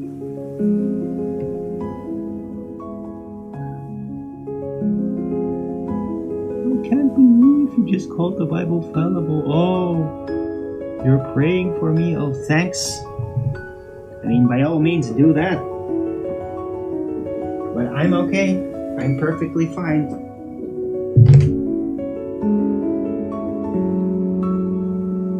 But yeah, I mean, the Bible is a written book. And it is fallible. It doesn't mean it does not contain an incredible amount of wisdom and isn't a mystical book. It has unbelievable depth to it. And a lot to learn from it. Did I feel my prayers?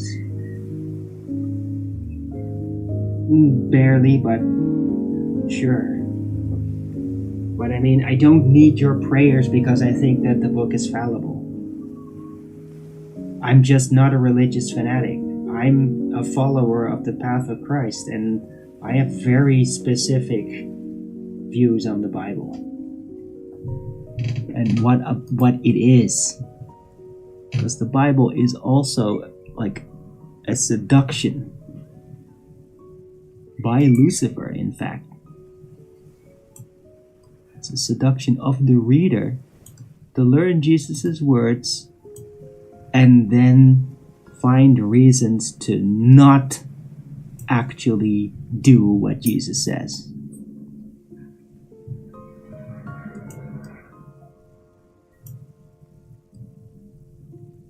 Yeah.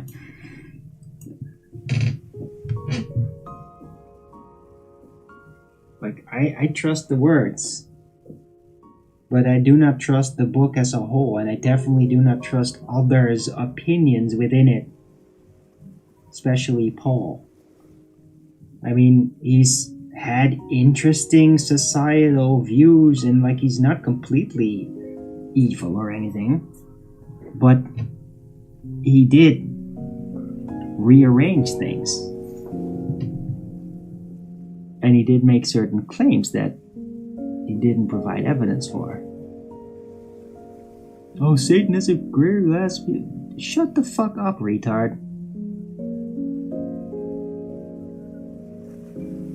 You don't know what the hell you're talking about. Don't talk to me like that again or I'll kick you out. Yeah, I don't need your biblical, fanatical mercy. Yeah, I'm doing just fine.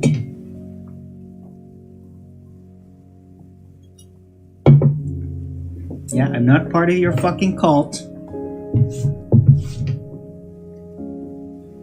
Yeah. Okay. And that's the last out of you about that, or you're out.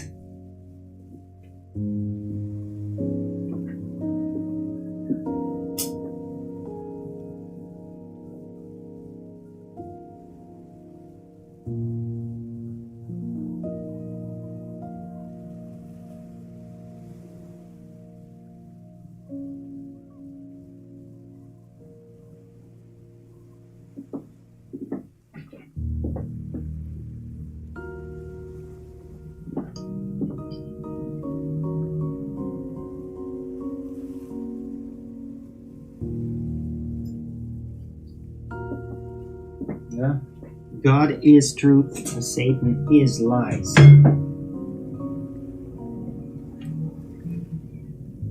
And words written in a book is not.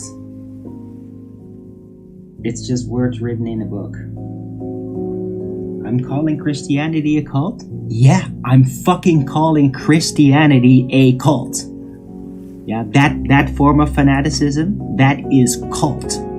As cult as you can possibly imagine. Yeah. Absolutely. And if you're Trinitarian on top of it, it's even worse. Because you're literally like a Christ-contradicting blasphemer then. Elevating him to God status when he never actually claimed that. And basically creating an idol out of the one that actually told you not to do that and a lot of other things. Yeah? It's a cult. That's right.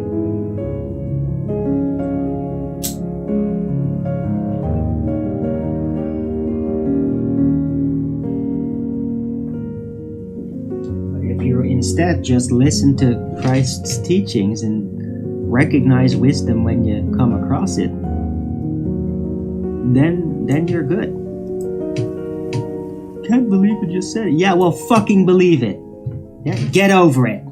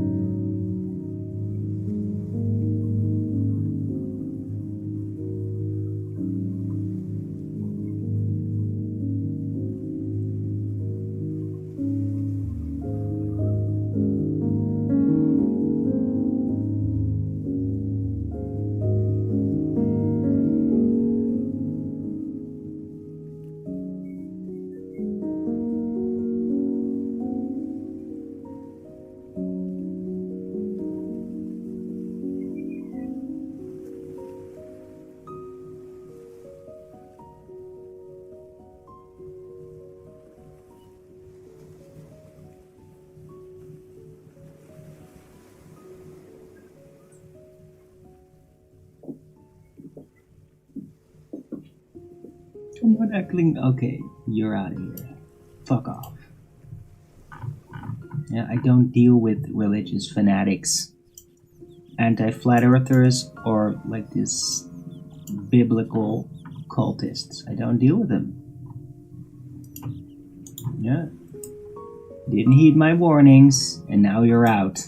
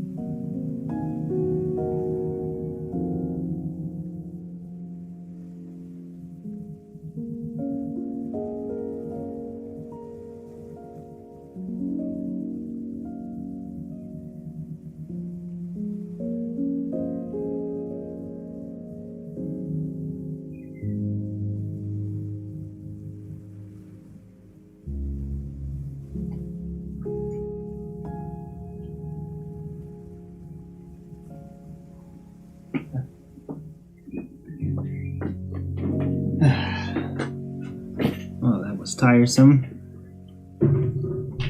I hope somebody else is still there. I mean, I can imagine a lot of people literally left the chat after that guy was just rambling on.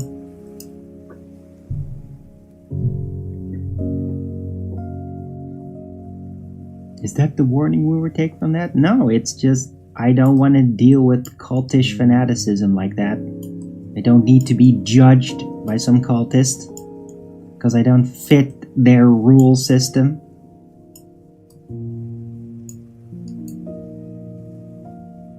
I'm not gonna discuss that shit, because it's a waste of damn time. You're a cultist, and not my problem. Go to a cult-approved channel then. Yeah, and they'll tell you whatever you want to hear all day long.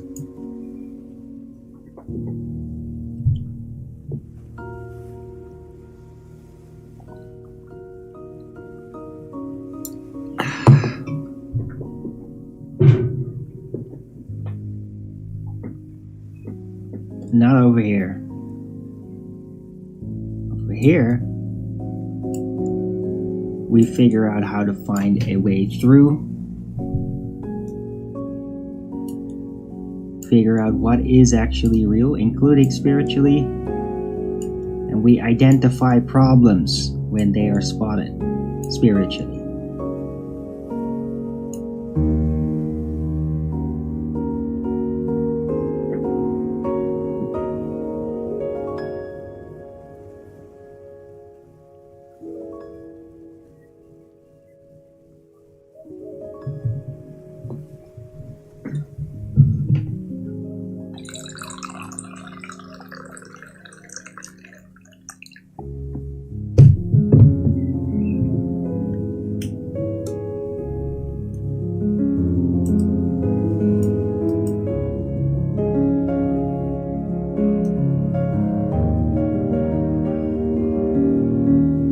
So I'm not saying that the Bible is a book of lies. It's just how you're going to read it. And if you're going to read it through the lens of these cultish convictions that contradict Christ's own claims within it,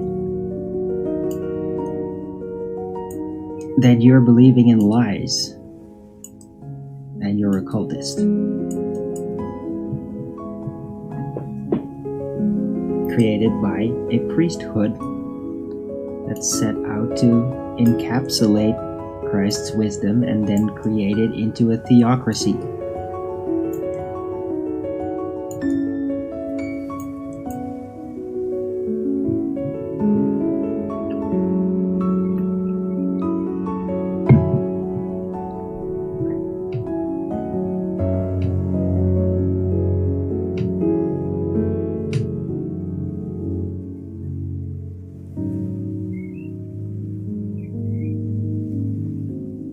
Right? From my perspective, I'm actually defending Christ's wisdom.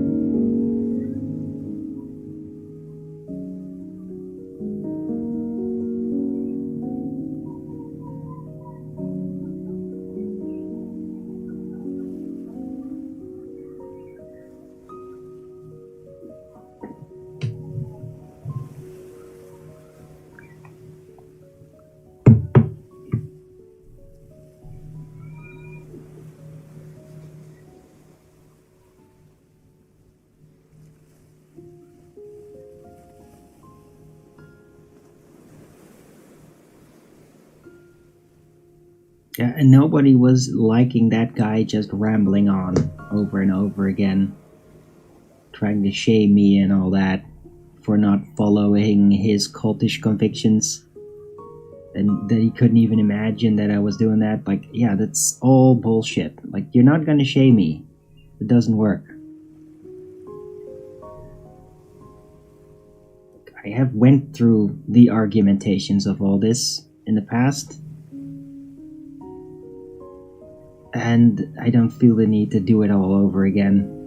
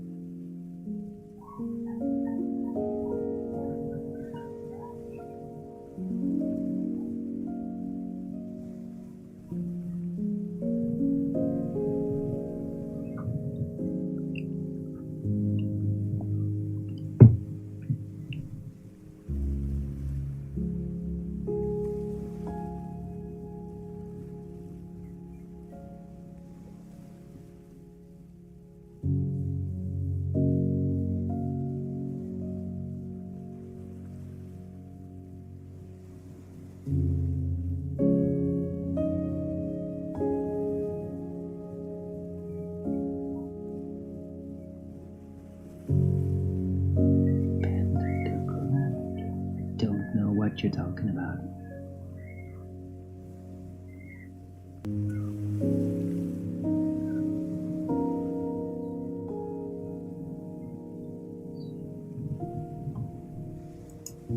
Really?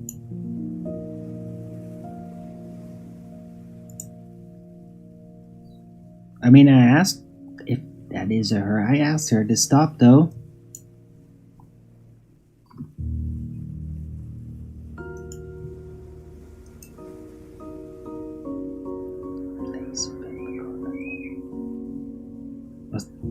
Was that her?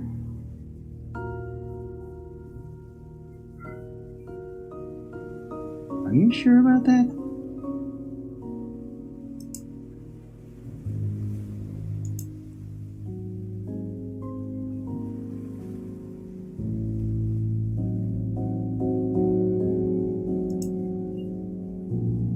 How the hell would you even know that?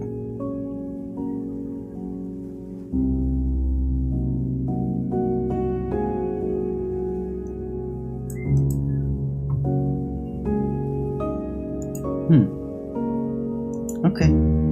I was not aware of that. Guess I'll unmute her again, but I did want her to stop doing that though. So...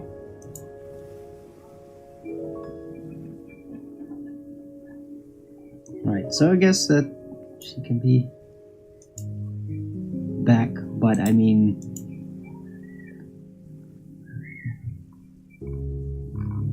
Like, I wanted that to stop though.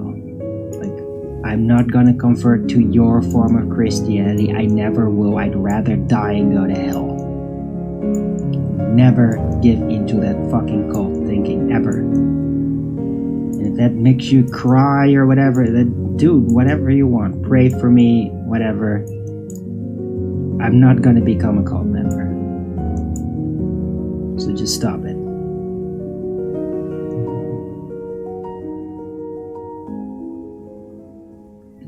The Nazarene. Let's see if she is that.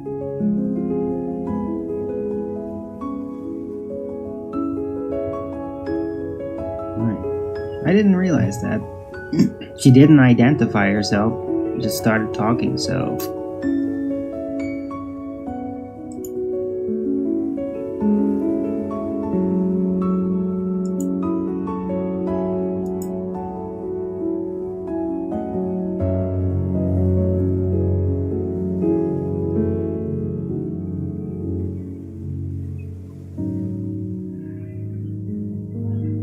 Oh yeah, West Place. You're right.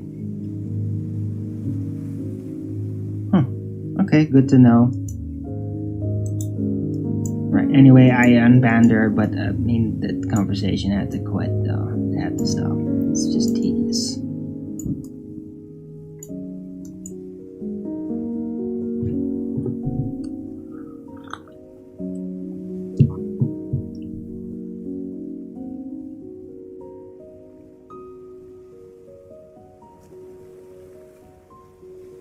Right, and I mean, in a way, I still consider myself a Christian because I follow Jesus.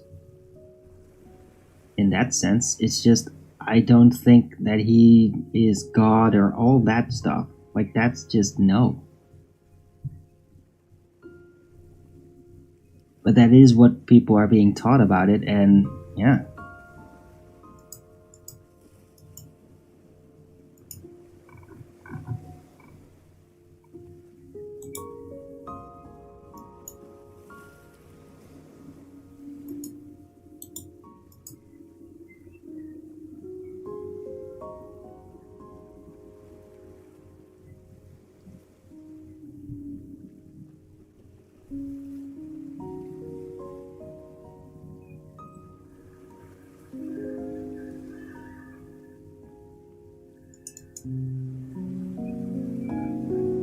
Hello, Arrakis.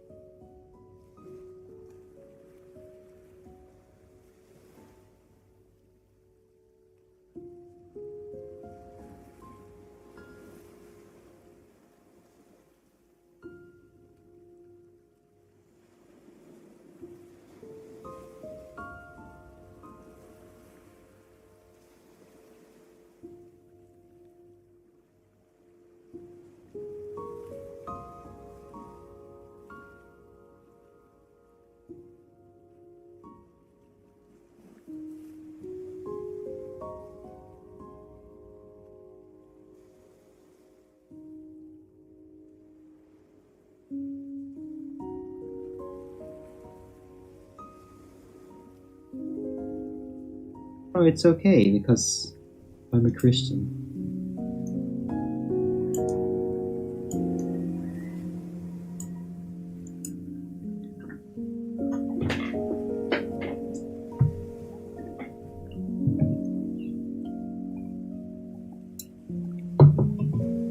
So they don't have to feel the weight of their actions.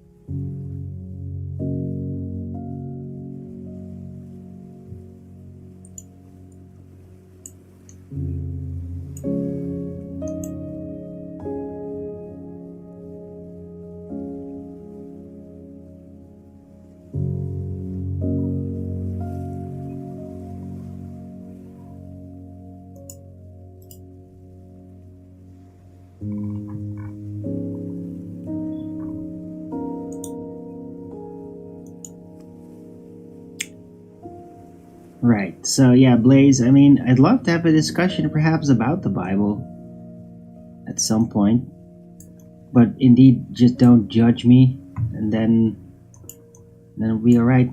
Who are those demons? They are the scum of the earth that keeps following me around, and every time I do something like banning a person that's helped me, because they're not just doing as I asked, right? I do it to keep order. Then they all get triggered and come out of their holes and act like absolute trash. Keep spamming me because they just hate it that I did that.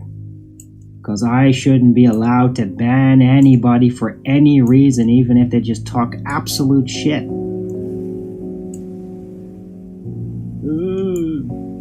See? Trolls going nuts. No, but they were just fine. It's just the moment that I banned Blaze because I asked her to stop doing that, and she was like literally just like the entire chat was just her. I thought like, this is literally just disrupting the flow of the conversation. I don't want this. I asked to stop, banned, and then the trolls all just start rolling out, started spamming their shit. It was that specific thing I did. Now I unbanned her, and we're continuing the conversation, and she seems to be okay. She's actually a very reasonable person. And she realizes like, wow, these people with their spam are freaking deranged.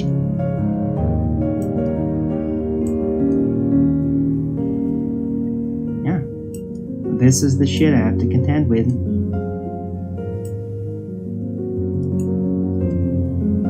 Because I can never make a mistake and then just correct it. And then things are alright. No, now I have to suffer. I have to suffer for that forever.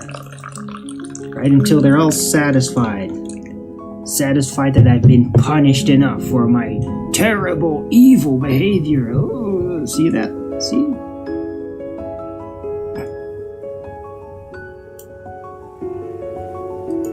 Just look at that. I fuck over everybody that helps me. Oh, really? Like Blaze Biblical Earther, who is in chat? Still? Again? No.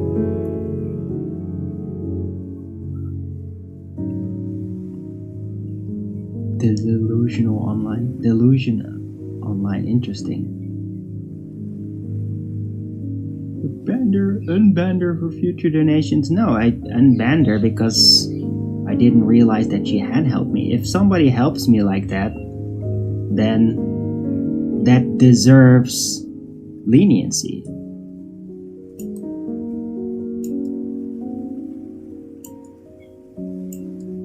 All I really wanted to do is just make her stop, and the only way I knew how to do that was to basically ban her for a bit. But the funny thing is, when you then unban her, everything is back. Just wanted her to stop what she was doing at that moment, and she has. It's all perfectly fine.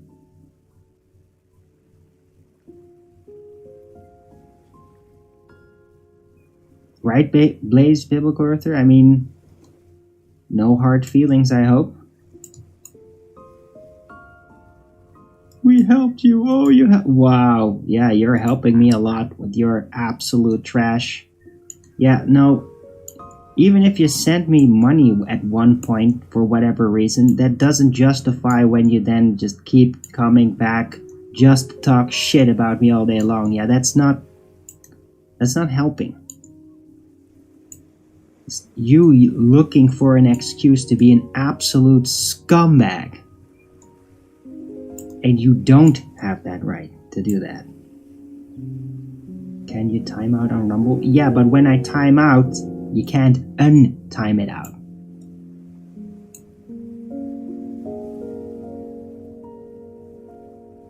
See? If you ban, you can unban and literally undo it all. Like nothing happened. So that's why I did that.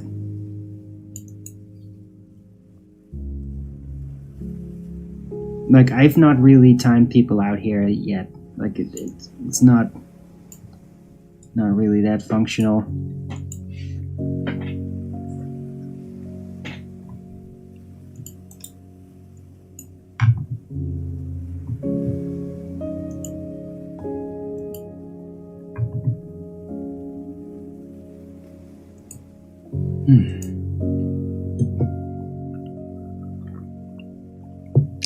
Steamy Traveler never helped me. Yeah, he did. But he couldn't just leave it alone. He like kept trying to force himself into my life. And I told him to stop doing that, and he kept doing it. And then eventually, like, he just started to respond in a very gamma way.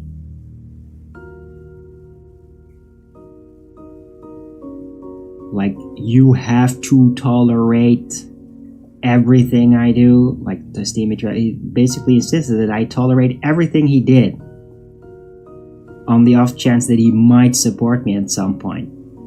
And then he would literally, like, tell me, like, oh, so you just want support out of me. Well, he was trying to blackmail me in that sense. And it's like, no, piss off.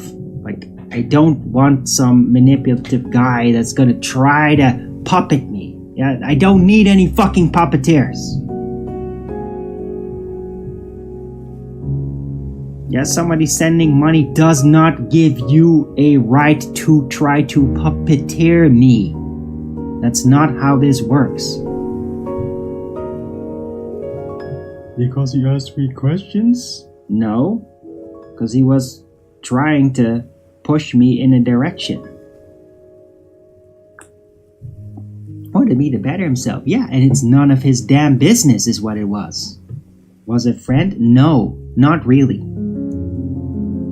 He really wanted that, but that form of friend had like certain types of things that he thought that you were like allowed to do all the time, and I disagree with that form of friendship. I told him to stop doing that. Fucked him over. The fuck are you whining about? I fucked him over. How the fuck did I fuck him over? I just told him to stop doing that. That is all I ever did. And then he became an envious, raging gamma.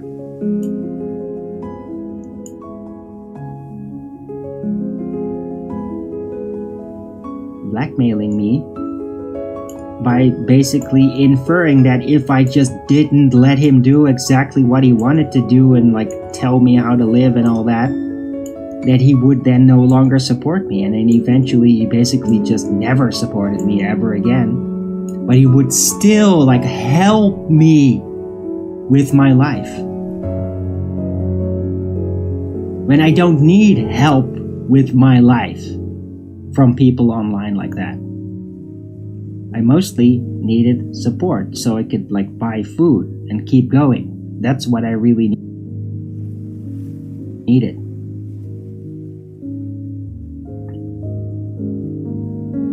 Want their friend to live a better life. Yeah, well, it's none of their damn business is what it is.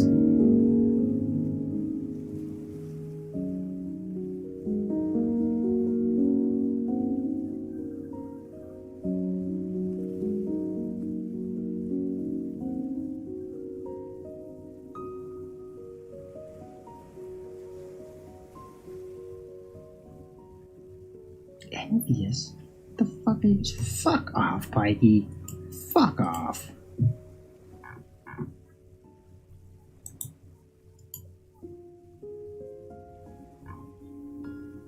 I had to read the Book of Enoch.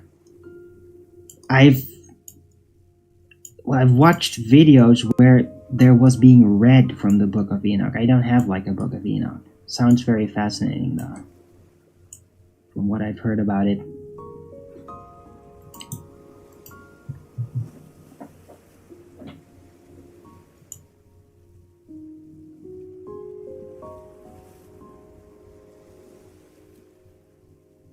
Who's Steamy? It's a guy from the past. I got this t-shirt from him. He sent me that. It was amazing. I mean, it was pretty awesome for a while. And then he just... It's just some weird social stance thing. And like, it didn't work.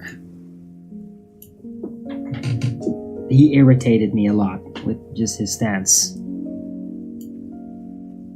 You want to help others? Yeah, sure, I want to help others.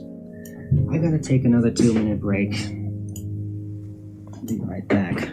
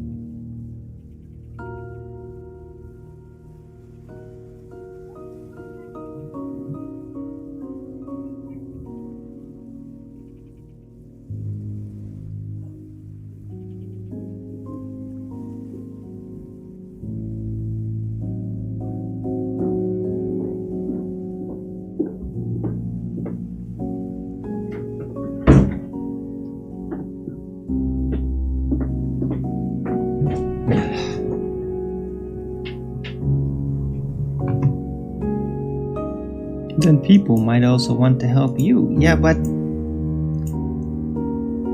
cool.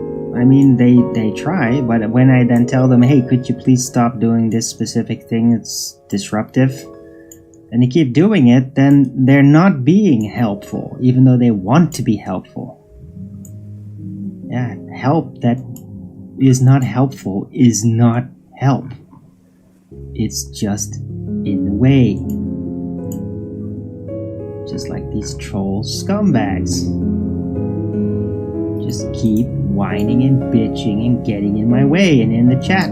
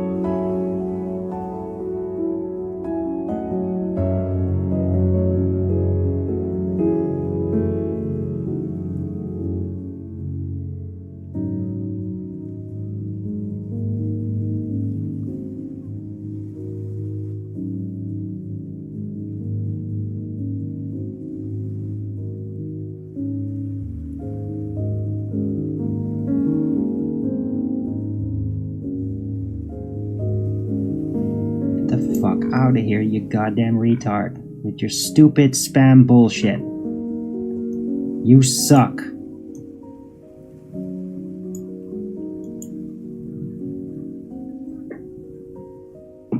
Not gonna round out the show. I'm gonna keep going with the show when I feel like it.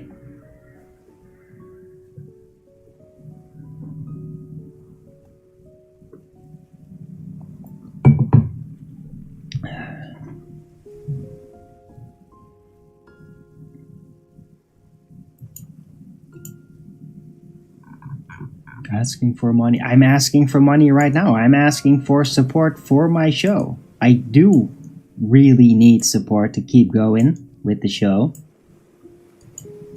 And I can't demand it, but I really want support. I really appreciate that, and I hope that, I don't know, you could get something out of this show. Instead of just this troll crap all the time. Yeah, Lace, no shit. I appreciate your concern, and it, I mean, I got used to it. I mean, they started doing this like half a decade ago. Every day. They have nothing better to do.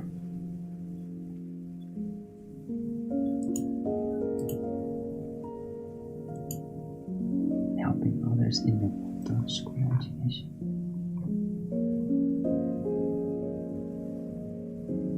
I don't know what you're talking about there, Arrakis. I mean, not specifically. I'm interested in Waldorf school education and Rudolf Steiner. But I don't have a specific mission. I do not have a religious mission like that. Something that I must do religiously.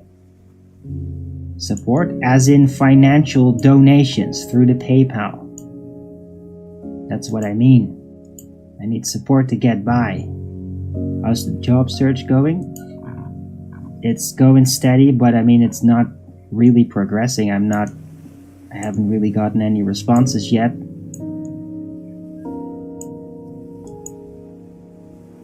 And that's where I'd like to keep the extent of that conversation.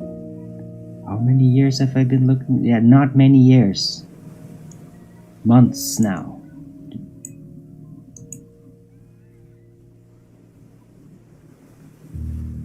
I've only recently started doing that again because I'm not getting around with my setup. I used to, but not anymore.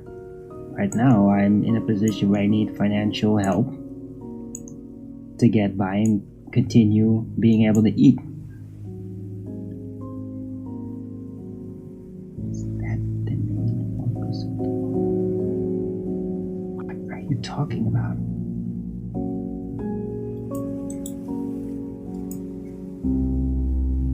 I don't know why you're bringing up the Waldorf education. I don't understand the context.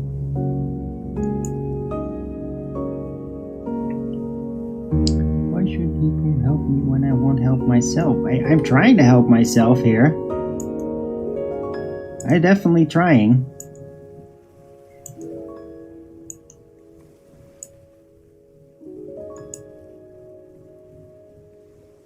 Right, but I mean, I was thinking maybe people would find what I do here worth it, interesting.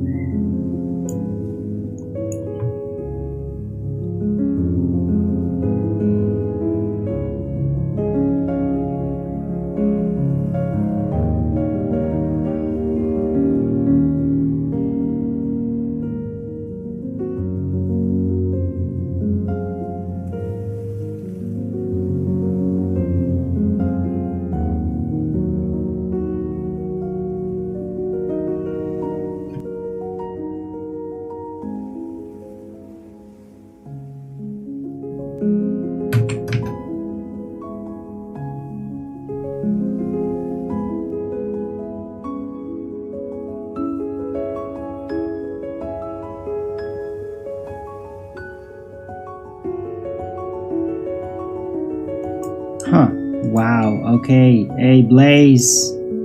You're not the real Blaze.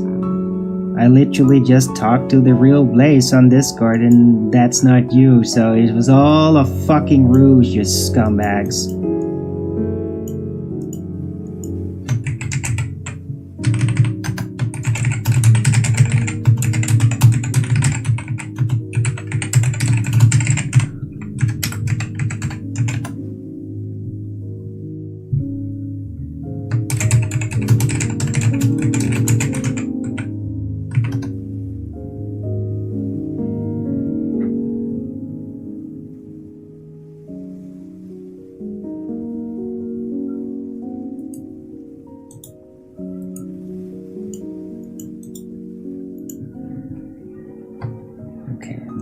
Temporarily unban you just so that Blaze can take a look. I can barely believe that you guys even did that. You absolute trash.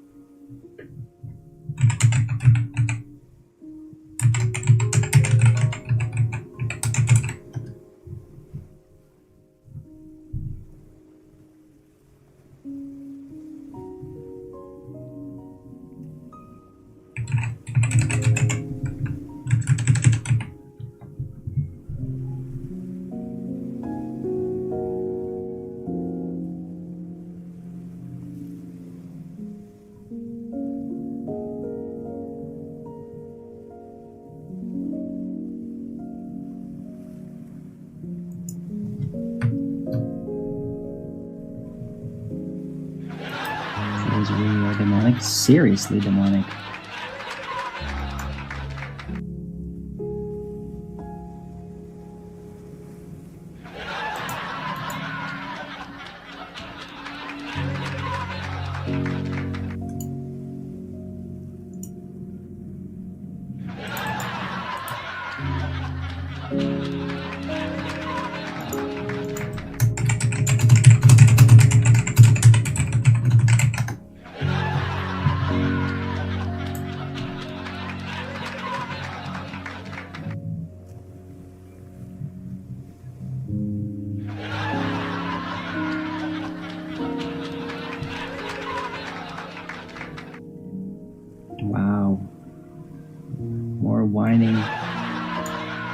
Oh, I thought it. What, trolls? I got angry and told trolls to off themselves because they keep coming back every day just to talk trash. I think that Jesus would be like, okay, I wouldn't recommend it, but I get that you're doing that because, I mean, they are like the scum of the earth, the worst kind. So I think he'd be okay with that. In this specific instance. Not in general, though.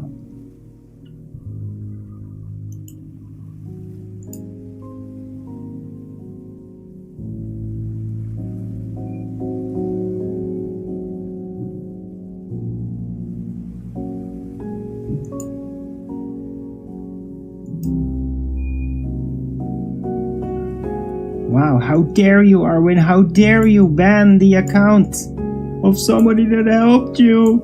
It's not even the account that really helped me. The person, I'm literally in contact with them right now, and they're telling me like that's not me. I haven't even been on my Rumble account. That's what they're telling me, yeah? That's like the extent of the absolute scumfuck trash that these trolls are. They're horrifying people.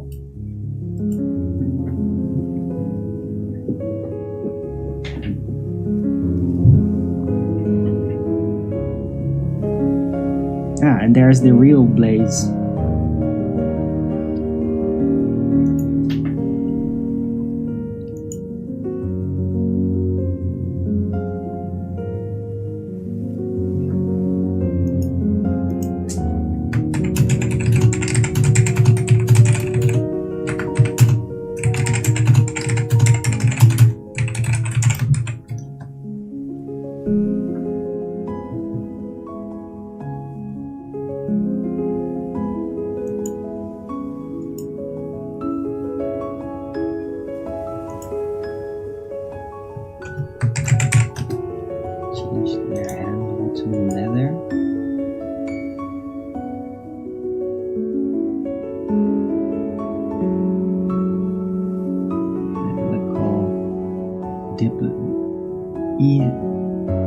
Earther. Yeah, weird.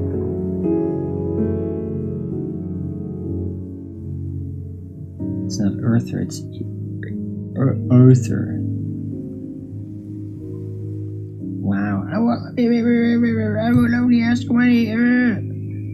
No, it's just I didn't realize it was a person that I knew that helped me out. Alright, so now you're gone because you the pretense of being another person, which you're not. I'll just let the actual person, Blaze the Nazarene, be in my chat. Good to see you. I'm glad I caught you there on Discord.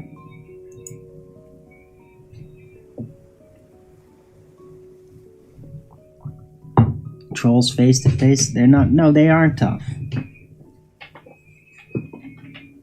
No, they're all sick, demonically possessed victim psychos. If they go face to face with me, they'd let me beat them up just so they could cry victim and then just like be more angry at me and all that shit. It's like, it's all goblin crap.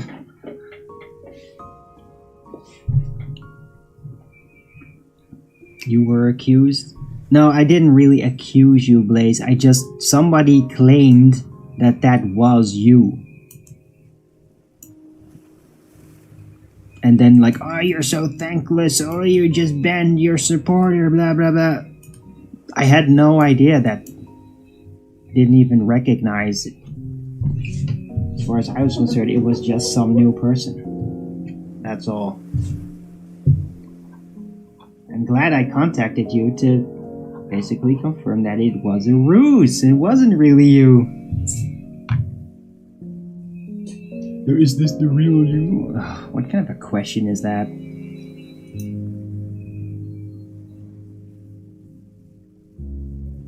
Turn on them. What the fuck are you whining about? Turn on them. I don't turn on people. I turn on people when they just start making demands towards me because they supported me. Yeah, If you support me, you don't get to own me and just have a say on what I'm going to do. And that's what some people don't seem to understand out there.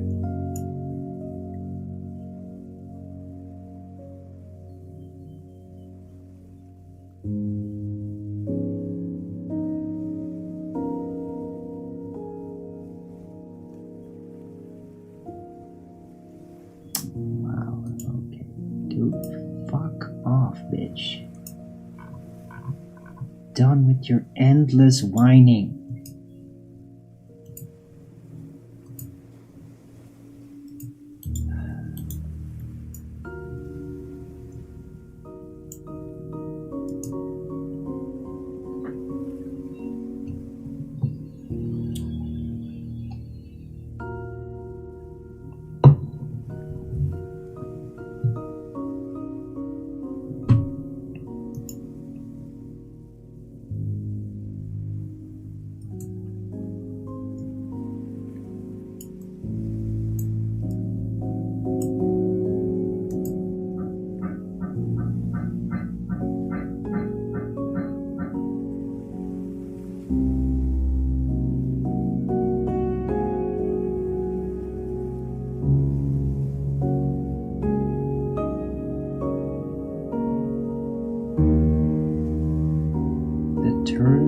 No, Terry, no, it does not. No, the turn occurs when they just won't stop whining.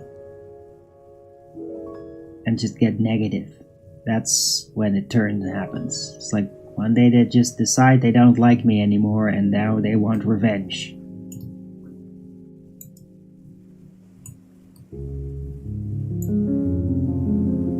And people question what I've said all the time. And then I would respond to that. Do my best to. So I don't always know how to respond to certain things. I don't know every response. They always will like justify my positions.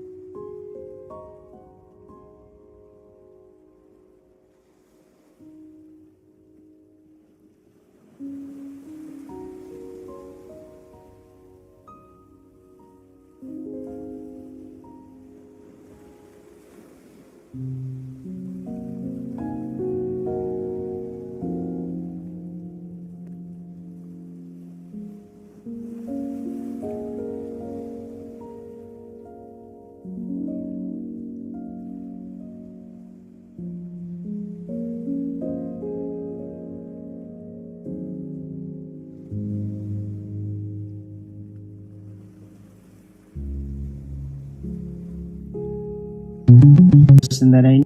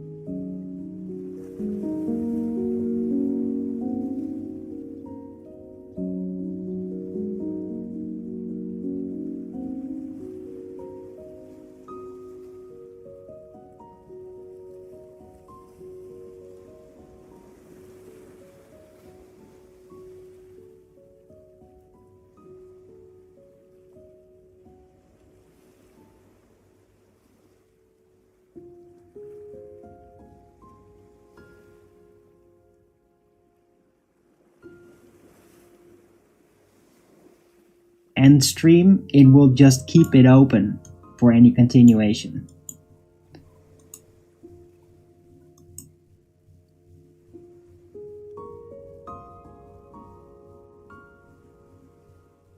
Right, so now it says, oh, 1 minute 58 to 2 minutes, but I mean, afterward, this will literally be glued on to the other stream continuously, so that's great.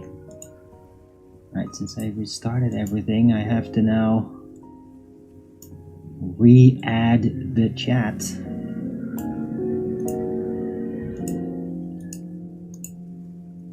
Yep. The chat's still there.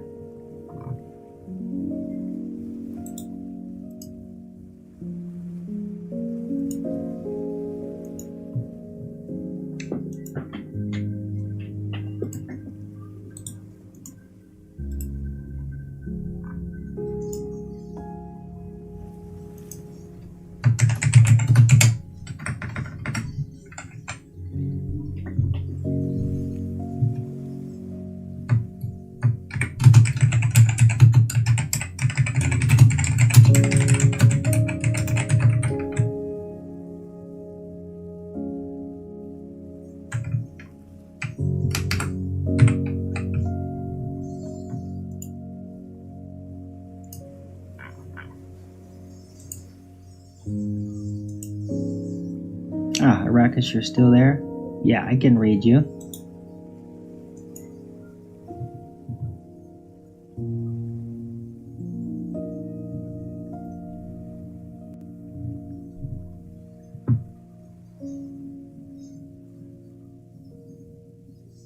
Yes, Meridian, I can see you too.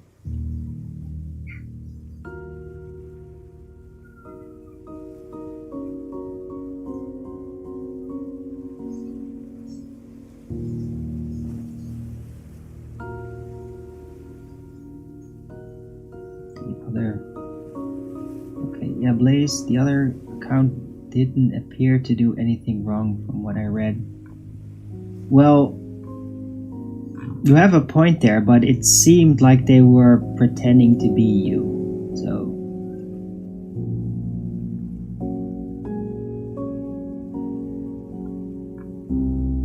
But I mean, Blaze, if you want that account to be unbanned, that's fine. But it just seemed like it was a troll account trying to pretend to be you just to set up this ruse so that all the trolls could whine about it again. That's what it seemed like.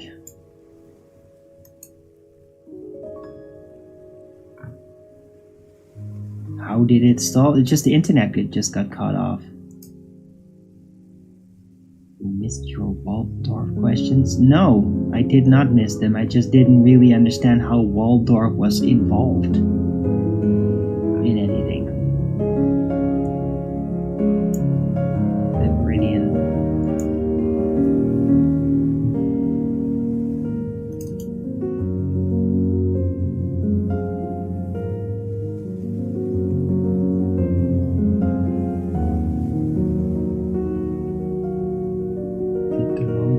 Get banned? No.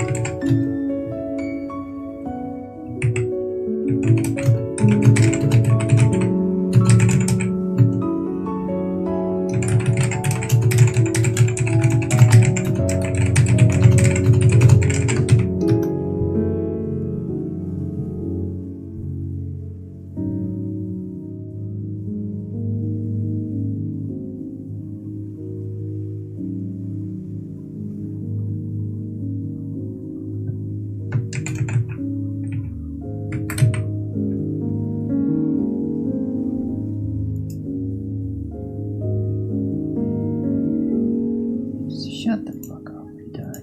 What the hell does it even mean?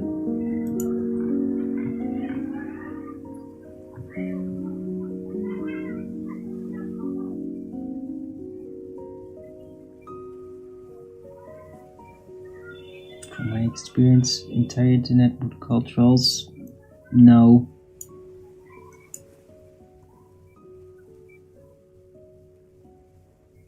Exit music playing?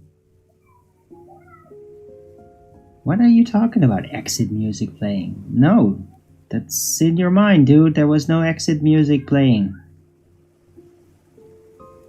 Did I blame Ban the wrong blaze? No, it wasn't the person.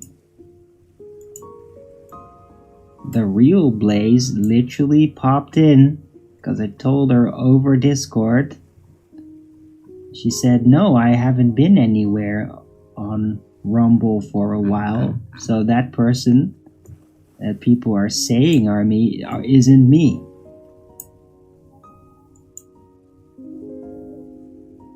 The one that went all biblical fanatical on me.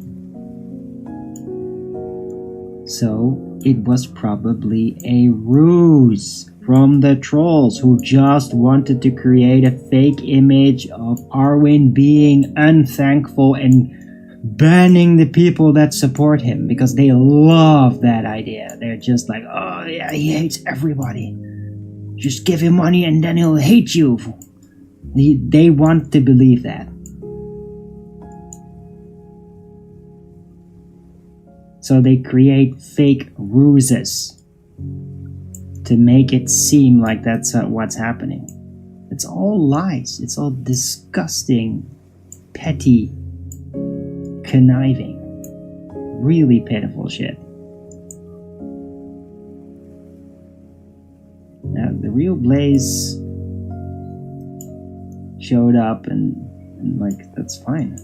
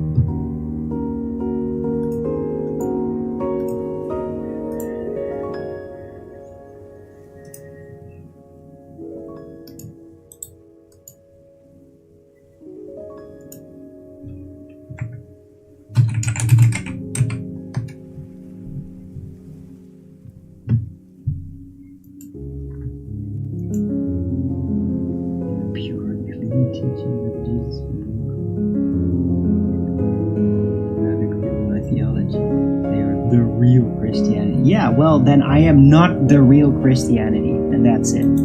Over. That's where the discussion ends.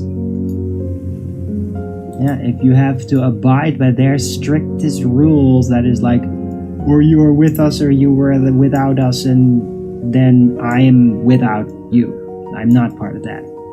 And that's just final.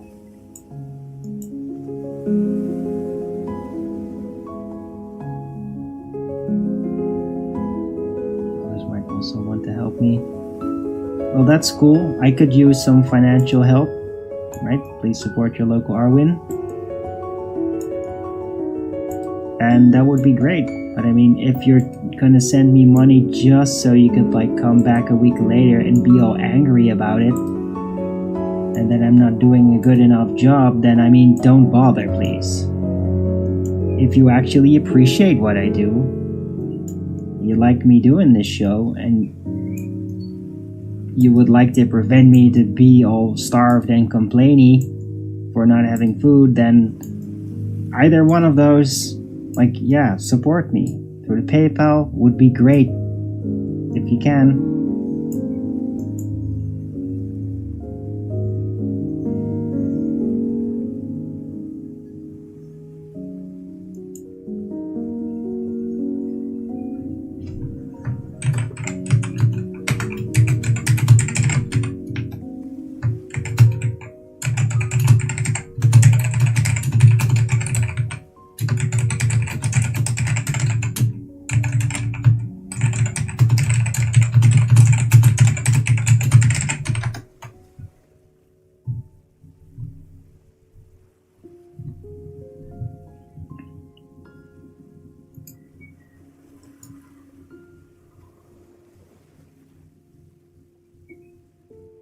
People used to help me and got by. Why did that stop? It's a combination of reasons. A lot of them probably not doing as well. There was just more money to go around back then, more optimism. Now it's just a slump financially. Financial crisis times. So that's a part of it. People can't really help as much as they would want to. People that have steadily supported me without any complaints. They even telling me like, yeah, I wish I could help you more, but I'm just like more tight financially. So that's part of the reason. Like, I can't blame them. Like, I want them to do good. Right? And then there's just another couple of people. They send me money one time spontaneously, and then when they don't like the way that I respond to something they say in my chat, and now they suddenly, oh no, I'm angry, I'm gonna be a troll at you forever, and hang around with the other trolls and just try to get in your face and be angry all the time and say that I'm the devil and I'm all doing it on purpose, and just, yeah, that shit. That's also a part of it. Long show today, 3.5 hours. Yeah. I mean, there's been a lot of interaction, so I make claims with no evidence. What? Treat people horribly like... Comment? What? No, that's all bullshit. You don't have any fucking evidence for any of that. That's just a blind, psychotic accusation, Vinny Boombot. Total horseshit.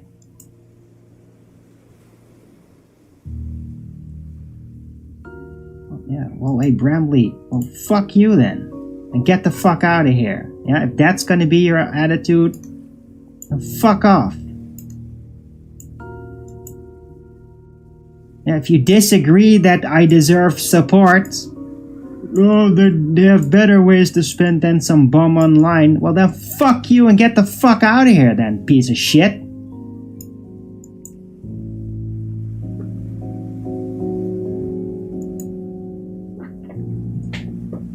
You have evidence? Oh yeah, real evidence. Yeah, sure you do. Yeah.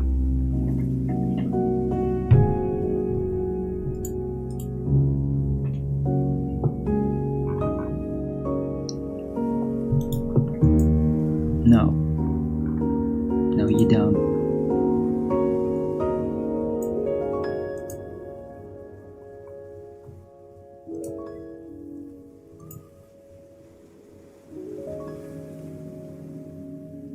Treating people badly right there. Oh yeah, treating people. Oh what? They literally called me a fucking bum. Yeah? Fuck you. Fuck you, Vinny Boombot. Go fuck yourself. Fucking scumbag. You could go fuck yourself too, bitch. Endless fucking whining. Endless fucking whining ever. Forever. Fuck you. Go fuck yourself. Go fucking whine yourself to death somewhere else, bitch.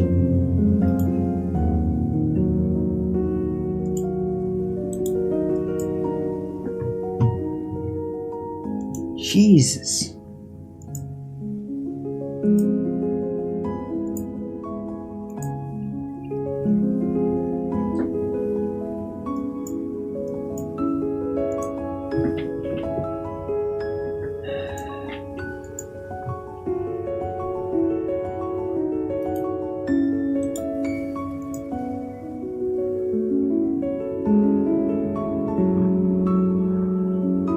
Type isn't showing in here. So yeah, because I was also typing in over at Discord, not just in this chat. There's multiple places I can type.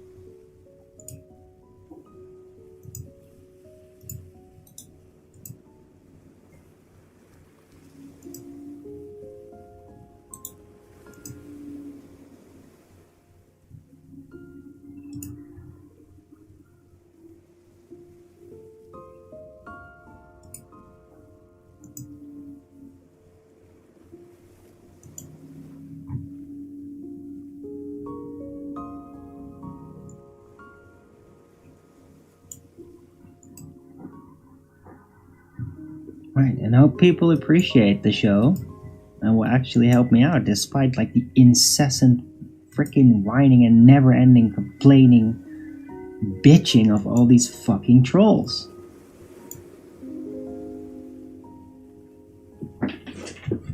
Really hope so.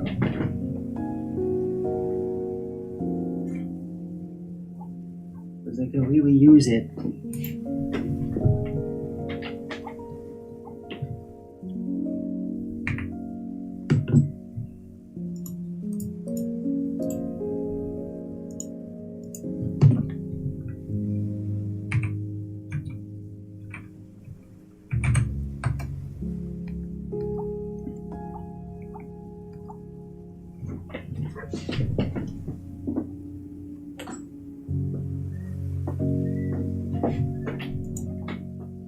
Oh, more shit. Yeah, fuck you. Get the fuck out of here.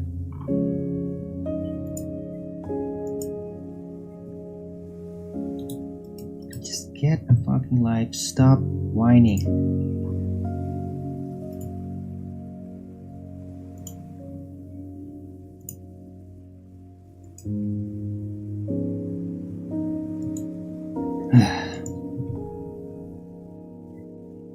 Is it 3.5 hours? I don't know.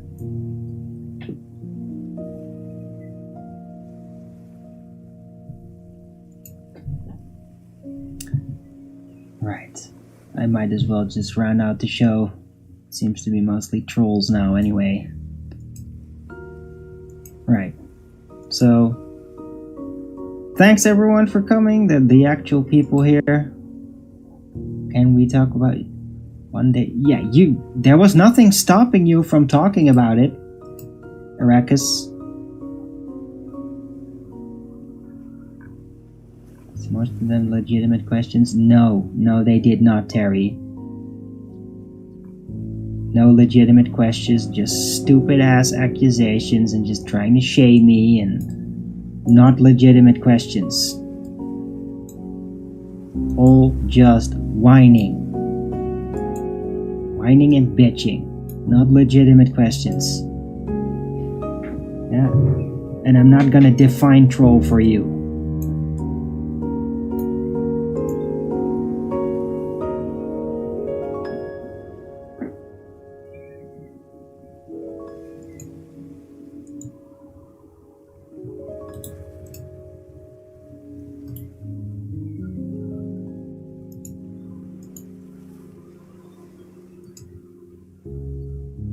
We'll bring it up next time. Okay, that's fine.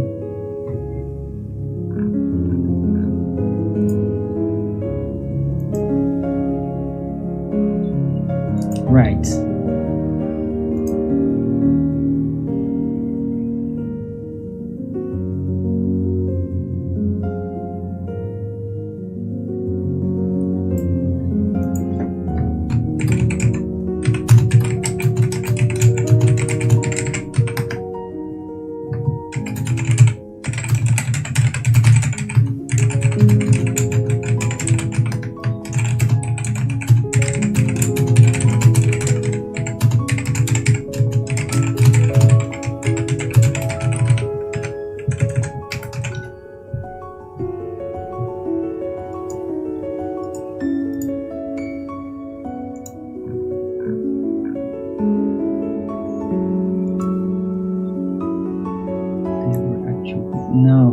No, Terry, they were not.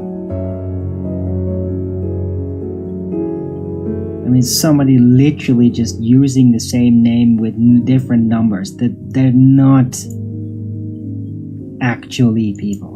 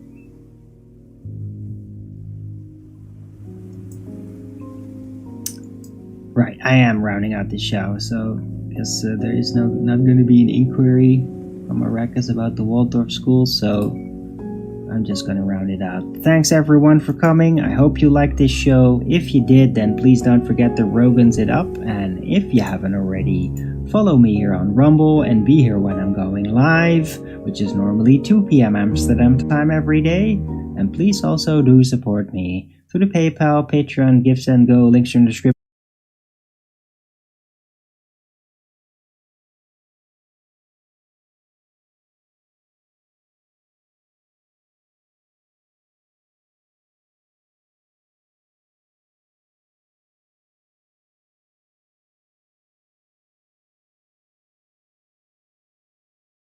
Support me, you'll just get angry at you immediately and ban you, according to them. Absolute bullshit. Unless donating to people makes you subtly change on the inside and get really regretful and angry and want to get in my business. If that is what donating to people does to you,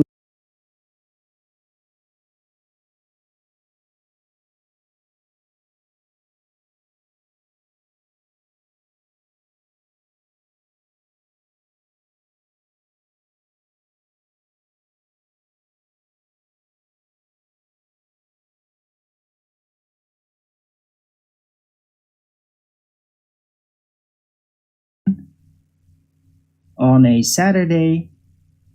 Hope to see you all then. Everybody have a great day, and until the next video, keep it flat.